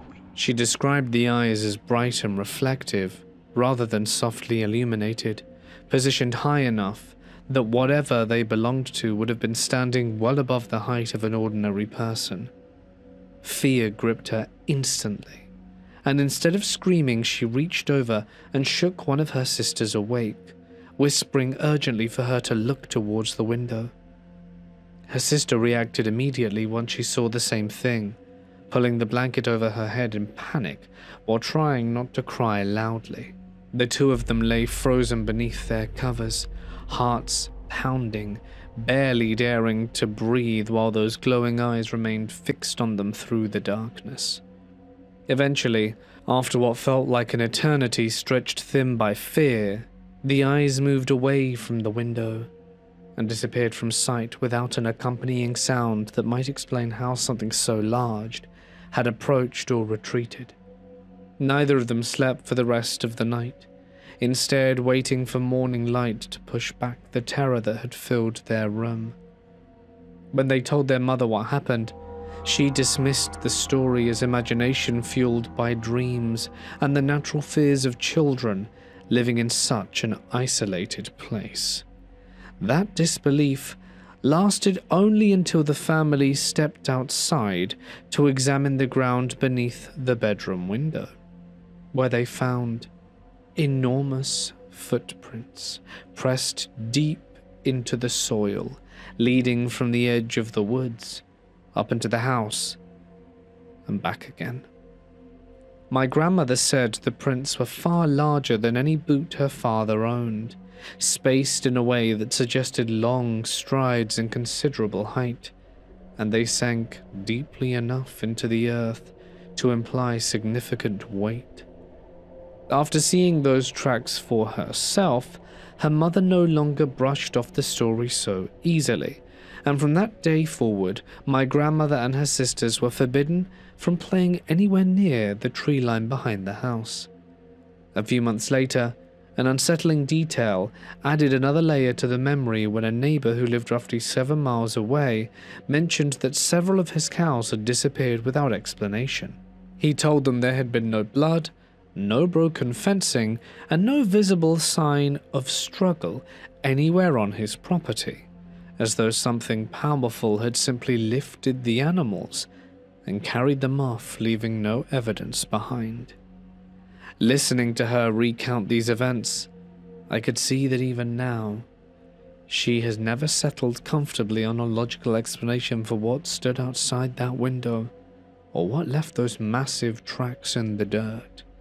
The isolation of the property, the reflective eyes at that height, the heavy footprints leading into the woods, and the missing livestock, all combine into something that feels far beyond coincidence. I think it was Bigfoot what she saw, but I'd like to hear if anyone else has an alternative explanation. This happened a few years ago at my parents' house in a small town in Wayne County. Anyone that knows the area knows some parts are very rural. Well, my parents live right in town, not far from the center of it, but in a weird spot. The town only has maybe 500 people in the town limit and is surrounded by farmland and forests. They live right near the railroad tracks and canal, and their backyard is pitch black at night because the street lights don't reach back there. The yard backs up to a walking trail and woods. It's actually pretty creepy back there after dark, even though it's 2 blocks from downtown. So the night this story takes place, it was extremely dark. I think it was a new moon or a moonless night, and it was overcast to boot. Late summer or early fall, so it was pretty dry, with no mud to capture any footprints. My parents, brother and I were talking in the living room at the front of the house, the part of the house facing the town and lights. Now the house is kind of long and skinny, maybe 40 feet wide by probably 150 feet long, and as we're talking, the family dog stood up, looked around, and started to growl really low. He was a yellow Labrador, about 90 pounds, half deaf and blind from diabetes, but overall still a pretty chill dog. He'd never bark at other dogs and very rarely barked at people, and that's what made this so odd. His hackles went up, and he started barking towards the back of the house. There were at least 2 closed doors before you even get to the room where the back door is. The dog is now like full-on berserk, barking at the closed door in the hallway. We open and follow it to see why he's going nuts. We get to the back door, and are now worried someone has broken in. But when we open it, Marley shot straight to the back door, jumping and barking and snarling, making sounds I've never seen or heard this big baby of a dog make before. As I open the final door for him to step out, he bolts. He was going to attack whatever or whoever was out there. Me and my parents step out onto the back porch and close Marley inside. He still sounds almost rabid. We wait a moment for our eyes to adjust, because the backyard is pitch black. Now we see a silhouette, maybe 50 feet away, standing at the edge of the yard, right near the railroad track access road. Now to say this thing was big is an understatement. It was way over 6 feet tall, probably closer to 8, and extremely broad. I'd think it was a potential burglar that we caught sneaking up to the house if it wasn't so absolutely massive. My parents to this day swear it was a black bear. Officially, according to the DEC, black bears don't live anywhere near this area and haven't for a long time. Also, the size of it would have been a record-sized bear. Also, the reaction of my dog going nuts doesn't seem like a bear would do that. After we had to put Marley inside, and it just sort of stood upright for about 2 minutes, before we decided it was best to go inside, as the hairs on the back of our necks were standing straight on end. The reason it freaked me out was, even at a distance, you could hear it breathe, these deep, raspy breaths. It sounded like it was breathing right next to my ear. They were slow and steady, not like someone who was out of breath. It wasn't like they were trying to make their breath sound loud, it simply was. I immediately went to find a flashlight, but when I got back outside, whatever it was had gone. There were no tracks or any fur. It was just a large silhouette that was simply too large to be a person, but acted unlike any wild animal I've ever encountered. This happened in March of 2018, when I moved from New York to Vermont and rented a house for a few months that allowed my cat and dog while waiting to close on my new home there. The winter brought particularly heavy snow that year, and the house sat up a small mountain dirt road where if 10 cars passed in any given day, I would count it as busy traffic.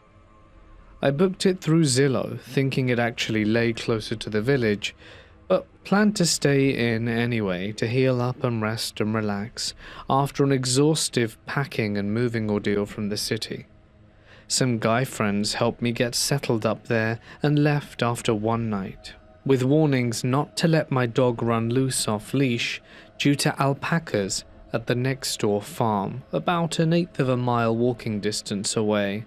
Though my aging dog moved slow at 16 years old and could barely walk anymore anyway. He ranked as one of those awesome, great dogs you get lucky to have once or twice in your life, since he got along with anything or anyone around him. The next neighbor lived at least a mile further down the road from that farm.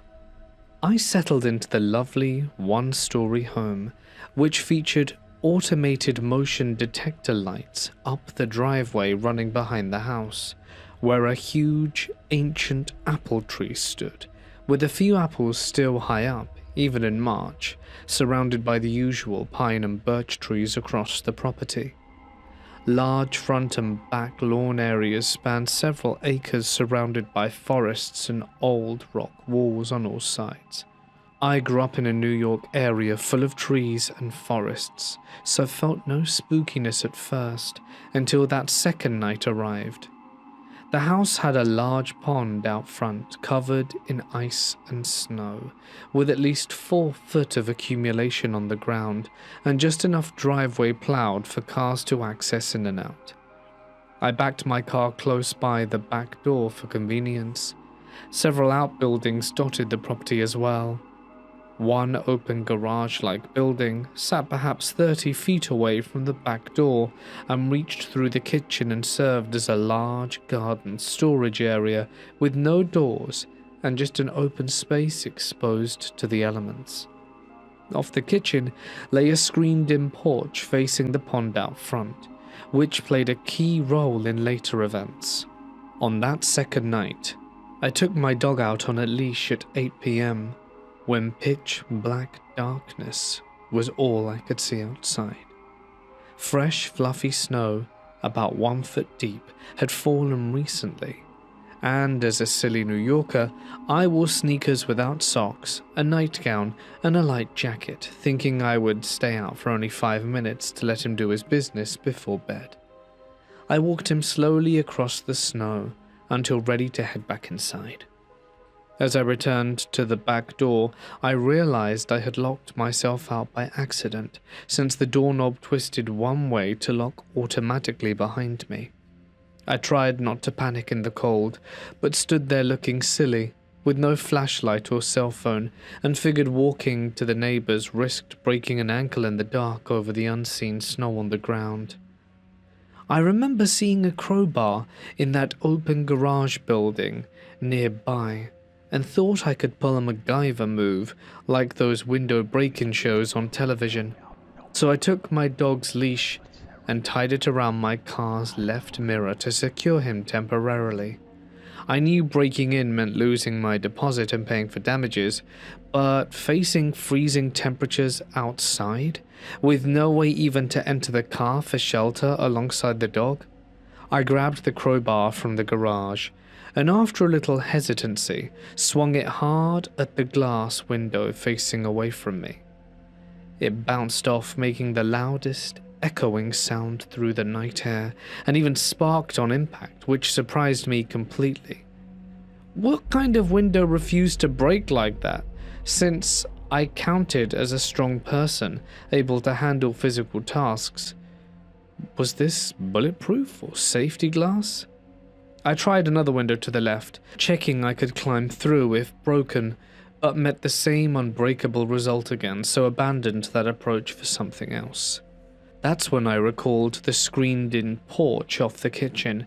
Then I figured if I reached the screened-in porch door leading outside, and if the inner kitchen door stayed unlocked, I need only rip a screen, which cost far less to repair than a full window replacement. I looked around and saw at least 15 feet of snow-packed path that required clearing to access the screen door. So, returned to the garage for the shovel I'd spotted earlier. My hands and legs grew colder with every passing moment outside in the biting air. I shoveled as fast as possible to clear the path, while my dog barked loudly from around the corner, out of sight, since he could not see me working. His barks echoed off the back mountain beyond the forest in the yard, and I yelled at him repeatedly to quiet down, until his noise suddenly stopped, which I dismissed as him calming, since I needed to focus on getting inside quickly. I finally reached the screen door and felt grateful it stayed unlocked, so squeezed through, pushing more snow aside to access the kitchen door, hoping it had not locked behind me, and found it open as well. Relief washed over me completely, so I ran through the kitchen to exit the back door again, where I locked out earlier, this time grabbing house keys first before stepping out. I checked the car mirror where I tied the leash and found my dog gone, with the leash hanging loose, looking torn or chewed through, which freaked me out further amid all the other troubles that night. I walked around the back of the house calling for him, and there sat my dog, happy after doing his business, waddling slowly back towards me across the snow. Relief hit again as I tied the leash into a knot to reuse next day, since it came as a retractable type made for dogs over 100 pounds and measured at least an inch wide with thick material. How he managed to tear through that so quickly remains a mystery I still ponder often. I got to bed finally, vowing never to leave the house again without keys in hand, no matter the circumstance. The next night around 8 p.m, Bigfoot activity announced itself in the neighborhood clearly when I stepped out under a clear night sky, staring up at the stars in disbelief at their beauty after years in the light-polluted New York City. I saw constellations unseen for ages while standing at the back of the house in front of a large picture window overlooking the backyard, and a distant mountain with open garage at my 3 o'clock position to the right side. I stood there only 1 or 2 minutes when I heard a single car knock at the 2 o'clock position and another from the 11 o'clock spot relative to my stance. Those knocks sounded very much like the loud, clear bangs I made the previous night, trying to break windows for entry, echoing distantly through the still air. I knew the sound of trees swaying well from experience, but no wind blew that night, and trees stayed motionless, so the noise came deliberately and sharp. But from where? I hightailed it back inside the house in seconds flat and locked all the doors securely behind me. The following night, I thought things stayed normal enough, but events escalated further during the usual routine of walking the dog down the driveway a short distance with all outside lights turned on, since ice covered the ground and I used a ski pole for safe walking, alongside a flashlight while keeping house keys in my jacket pocket always. I started back towards the kitchen door.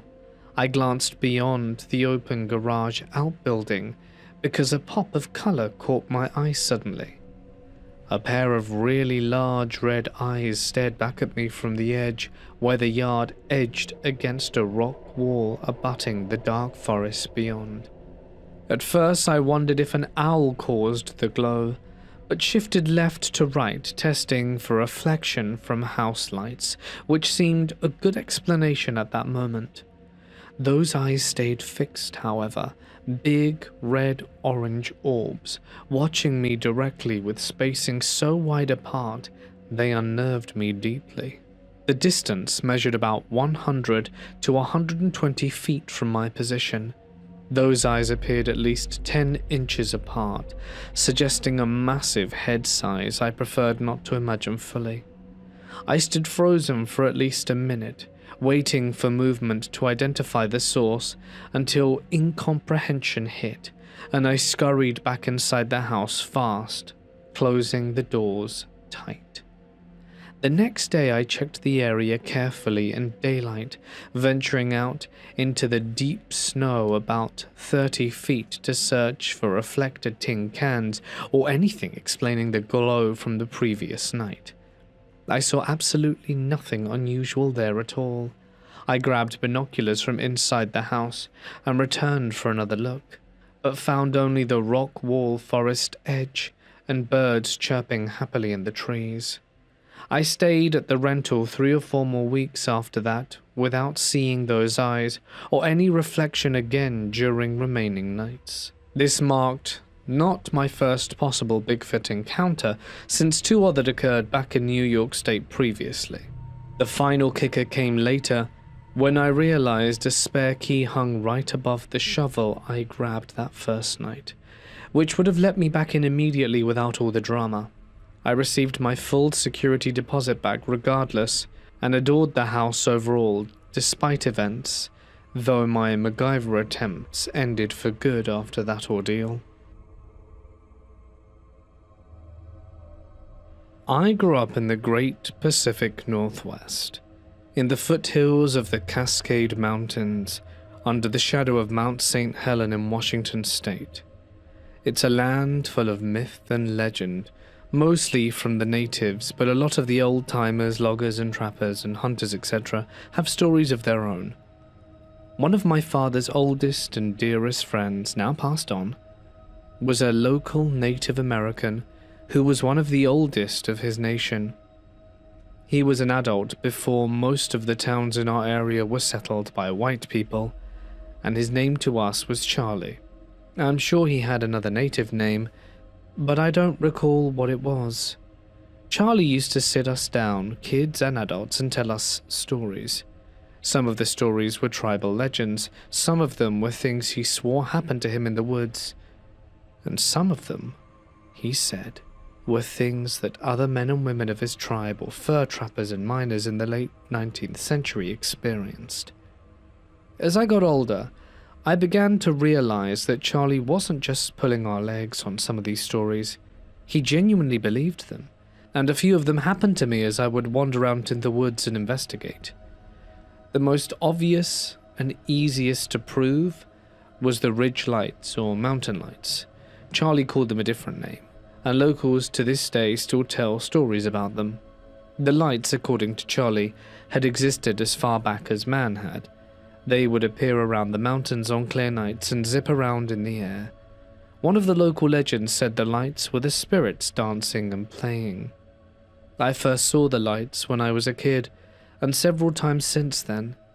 To me it fits the exact description of a classic UFO, lights that appear to be some form of aircraft that flew in manners impossible for current aircrafts, incredible speeds and course corrections. The last time I saw the ridge lights were in the mid-90s. I have noticed a distinct decrease in reported sightings of them since then as well, but for a while the western foothills of the Cascades were a hotspot for UFO sightings. Speaking of UFOs, it goes a bit further than just seeing lights. When I was a young kid, I woke up in the middle of the night in the little farmhouse we lived in to bright lights outside. They were multicolored and flashing like police car lights, except I seem to recall there was green in there as well.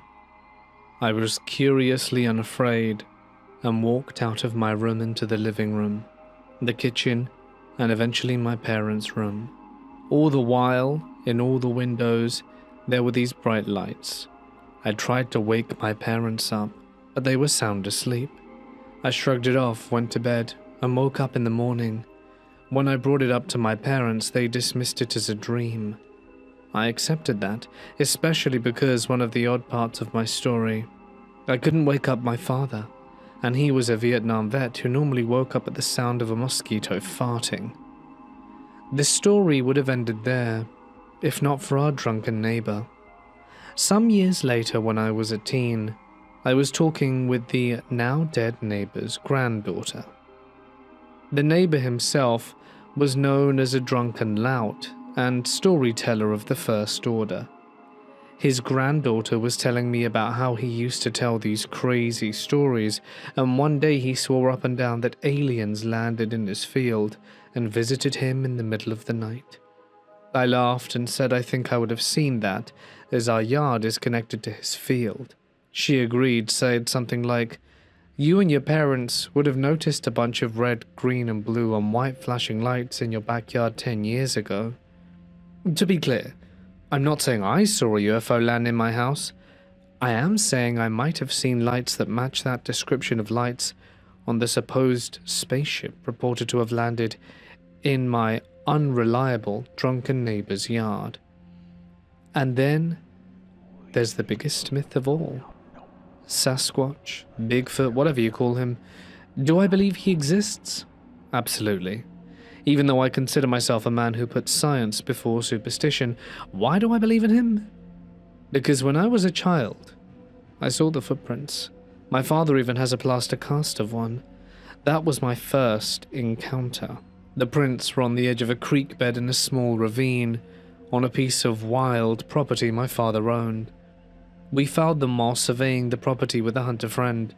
My father insisted it must have been Bigfoot, to which the hunter scoffed and said a man could have made those footprints. To demonstrate, this 6'6", 250-pound hunter climbed on a nearby log, took off his boots, and jumped down into the semi-soft ground. His size 12 feet didn't even make half the indent in the earth next to the other print. The other print was a hand longer than the hunter's, and at least 1.5 inches down. It also had an odd big toe. It was splayed to the side, kind of like a thumb. My dad consulted Charlie for advice. Charlie told him to leave Sasquatch be, and Sasquatch would leave us be. Charlie also told us how to know when Sasquatch was nearby. Nothing else would be, and sometimes you could smell him. He said if you could smell Sasquatch, it was time to get the hell out, because he was a hell of a lot closer than you wanted him to be. As the years went by, we learned to just hike out of the woods if they got dead quiet, and we didn't see signs of any other animals. Only twice do I think I smelled him. Both times it was a heavy, musty, almost moldy odor, like old sweat or wet dog. The second time I was with a girlfriend, and this was in my teen years, and I recalled something else Charlie had said. Never go into Sasquatch territory with a woman who was on her period, because he could smell that and would track her, according to legend, to find a mate. It was the first time I ever asked a girl if she was on her period. She was.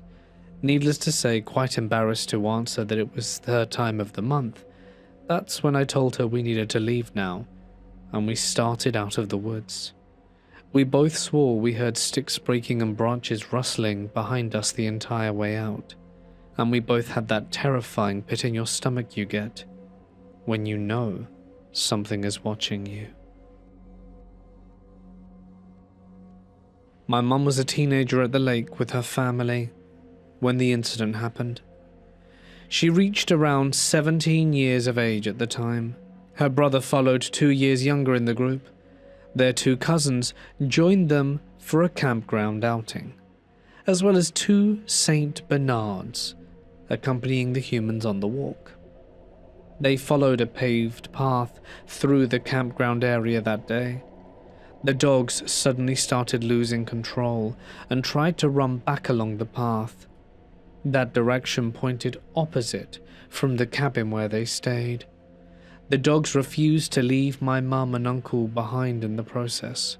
They walked off leashes during the entire trip there.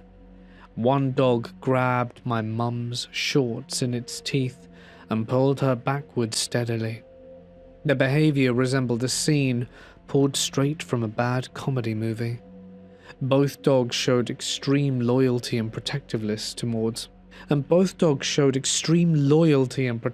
towards my family, and they remained chill and friendly during most situations around people. The entire group stood around watching the dogs act out in strange ways. Laughter broke out among them at first. No one grasped what was causing the disturbance at the moment, and my mum said they all looked up at the exact same moment together, because one of the dogs started to whimper and cowered down low from apparent terror. All 4 humans turned their head to the trees on the right side of the trailhead, and there, in plain view among the branches, was a creature that was standing maybe 8 feet away from them. My mum guessed its height fell between 8 and 10 feet overall. Dusk approached the area, but full darkness hadn't arrived yet, and at that point, all 4 witnesses remained adamant about the sighting to this day. The figure matched nothing like a bear in shape or movement. No other animal fit the description they observed closely, except perhaps Bigfoot.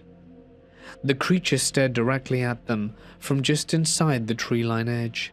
It crouched low when they locked eyes on it directly. My mum described the motion like a person trying to greet a shy dog from afar.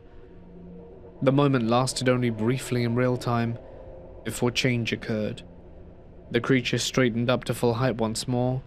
It crossed the path slowly into the trees on the other side of the trail, and it kept eyeballing them the entire way without breaking its gaze.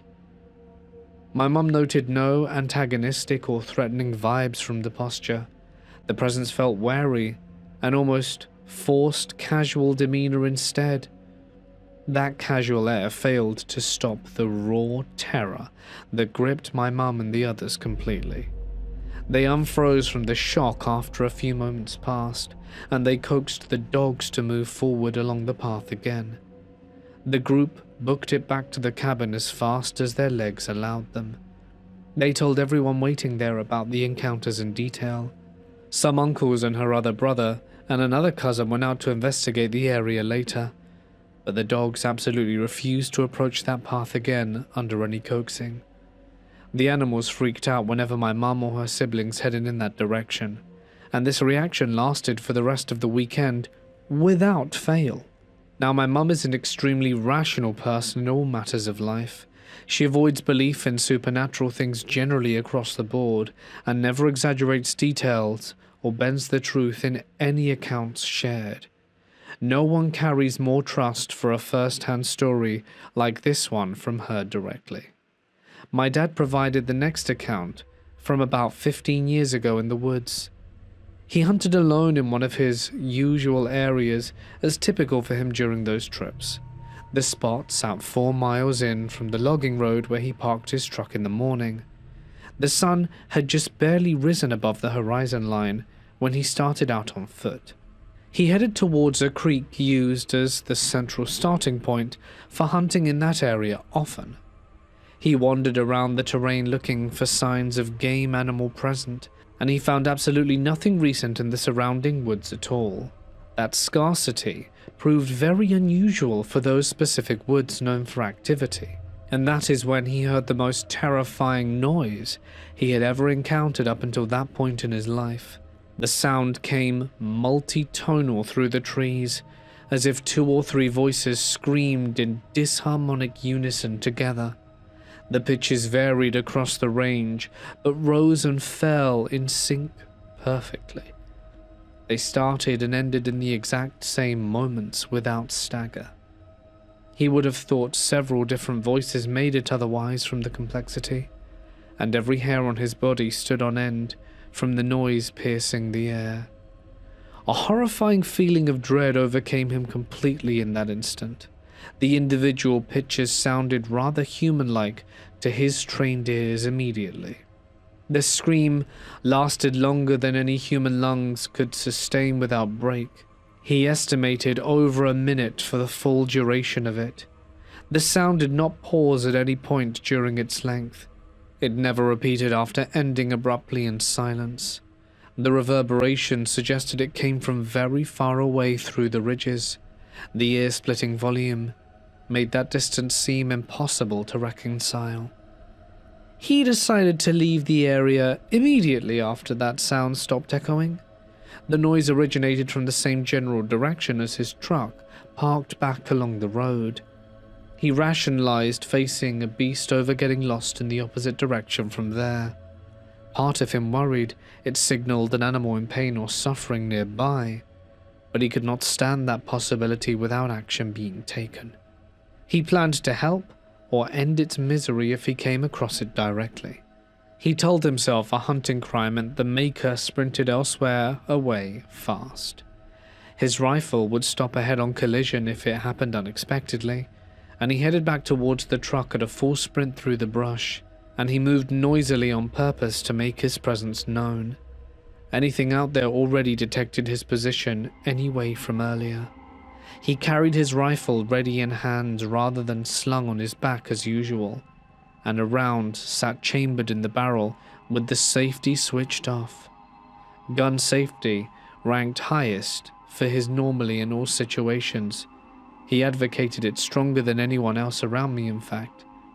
About a mile from the vehicle, he reached an area that smelled horrible beyond words. The stench mixed garbage and decay with other foul notes altogether. He covered his nose with his shirt sleeve to pass through it quickly. A pile of extremely fresh deer guts appeared in the open, clearing area. The source failed to match the smell exactly from a distance. 2 animals' worth of guts and legs sat in a neat pile arranged. The legs looked almost torn off rather than cut clean with tools. No heads, carcasses, or pelts showed nearby. Blood smeared around the area without a typical puddle from the bleeding out process. He looked around for a while to check for poaching evidence present. His passion as an anti-poacher drove the inspection forward carefully. His brain clicked to the conclusion that he had interrupted Bigfoot with his lunch. He booked it out of there to the truck without further delay or pause. He kept his pack on until clear of the mountain entirely, and he refused to buckle up until off-road and driving away. He told my brother and me this story when we got home from school that day without a mission. I felt baffled, since I had never, since that day, seen my dad afraid before. I live in North Texas, near a large wildlife refuge and a lake bigger than my hometown. One night I decided to go down the long gravel road to the dock with a female friend of mine. I usually carry a gun. I left my pistol locked in the glove box by the gate, and the road stretched out about 200 yards to the dock. About 30 yards into the trek I heard a noise on my left. The earth growled and rumbled, and I looked around to pinpoint the sound, but saw nothing. We stood still waiting for it to resume. We heard heavy footsteps instead. The paces moved without crashing or rustling, and I turned to my friend and asked if she wanted to go back. She did not know. We continued to the dock, with the growling and rumbling following us. Heavy paces accompanied the sound. I reached for my right hip, and was met with a blank space where my holster should have been. I'd left my pistol in the glove box. I grabbed my pocket knife and palmed it, and the rumbling continued. It impacted the air with its weight, and we quickened our pace. It matched ours but stayed in the wood, and this went on for about 300 yards, until I arrived to the dock. Bear in mind, I have hunted and camped since I was 6, and I've never heard a sound like this before. My friend sprinted to the edge of the dock. I grabbed rocks and sat beside her, and for 15 minutes it circled the area around the dock landing. Rumbles and growls emanated from 30 to 40 yards away, but darkness obscured it. I had no firearm, and we couldn't see what it was, and I called my buddy Dennis, who lived 5 minutes away, while the rumbling and pacing continued. It did not step onto the dock. Headlights appeared over the trees, and the rumbling then faded into the darkness, and Dennis walked down cradling a rifle, and that ended the incident. Deer and hogs roamed the trails there. I walked those paths many times alone. The gravel road cut through the thickest wood section. My friend stayed close as we walked that night. The growl first sounded like distant thunder. The rumble built from underground vibrations, and the footsteps followed perfectly in rhythm. We covered the full length to the dock, and the knife felt small in my hands. Rocks lay scattered along the water's edge. The circling pattern held steady for 15 minutes. The incident left me unsettled for months. I thought about it every night after. Cryptozoology made sense after that experience. Local cultures tell stories of similar creatures. My brother-in-law went hunting in the hill country outside Austin when he was a teenager. He positioned himself to watch an area for deer in the early morning. Darkness still covered the landscape when he settled into place. A clearing lay ahead with several large rocks scattered across the ground. Silhouettes defined the shapes in the low light, and he waited motionless with his rifle ready across his lap. The air stayed cool and still as dawn approached slowly from the east. He scanned the clearing through his scope at regular intervals. Shadows blended the rocks into the terrain without distinct edges, but one shape sat apart from the others near the tree line. He marked it as a boulder that was too heavy to shift without machinery, and minutes passed while he kept his focus on distant movement among the oaks. Well, at some point, he lowered the scope to rest his eyes, and that's when he looked back across the clearing with naked vision. One of the rocks stood upright from its position. The shape rose smoothly to full height. It turned away from him towards the woods. Heavy steps carried it into the underbrush. Leaves shifted slightly from the passages, yet no branches could be heard breaking under its weight. He froze in place behind his cover. His breath caught short in his throat from the sight. The figure matched no animal he knew from those in the hills. Deer bolted from cover when startled in open grounds. Hogs rooted loudly through brush with tusks gleaming, and this form walked upright on 2 legs alone. Broad shoulders filled the silhouette against the fading dark. He watched until the trees swallowed the shape completely from view, and silence returned to the clearing after the steps had faded. There were no calls echoing from birds or coyotes, and sunlight crept over the ridge. The spot where the rock was stood empty now. Bare earth showed no prints or disturbance in the dirt, and he stayed there for a solid hour before moving. He gathered his gear and hiked back to the truck parked down the trail, his hands shaking on the steering wheel on the drive home. He told no one about the events for several days. Words failed to describe the motion he witnessed firsthand. Some friends laughed when he finally spoke about his account, He insisted, though, that the shape walked away from him, like it knew he was there. To this day, my brother-in-law believes he saw a Sasquatch in those hills.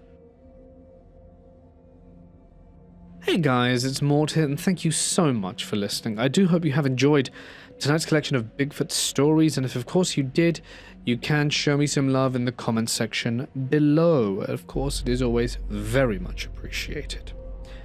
I would also like to give an extra special thanks to my members and patrons whose names can be seen on screen for all their continued help and support and help keep the channel running. And if you'd like some exclusive perks that you can only get from Patreon, follow the links to find out more. But that's it from me, guys. Stay awesome, and I'll see you in the next one. Good night.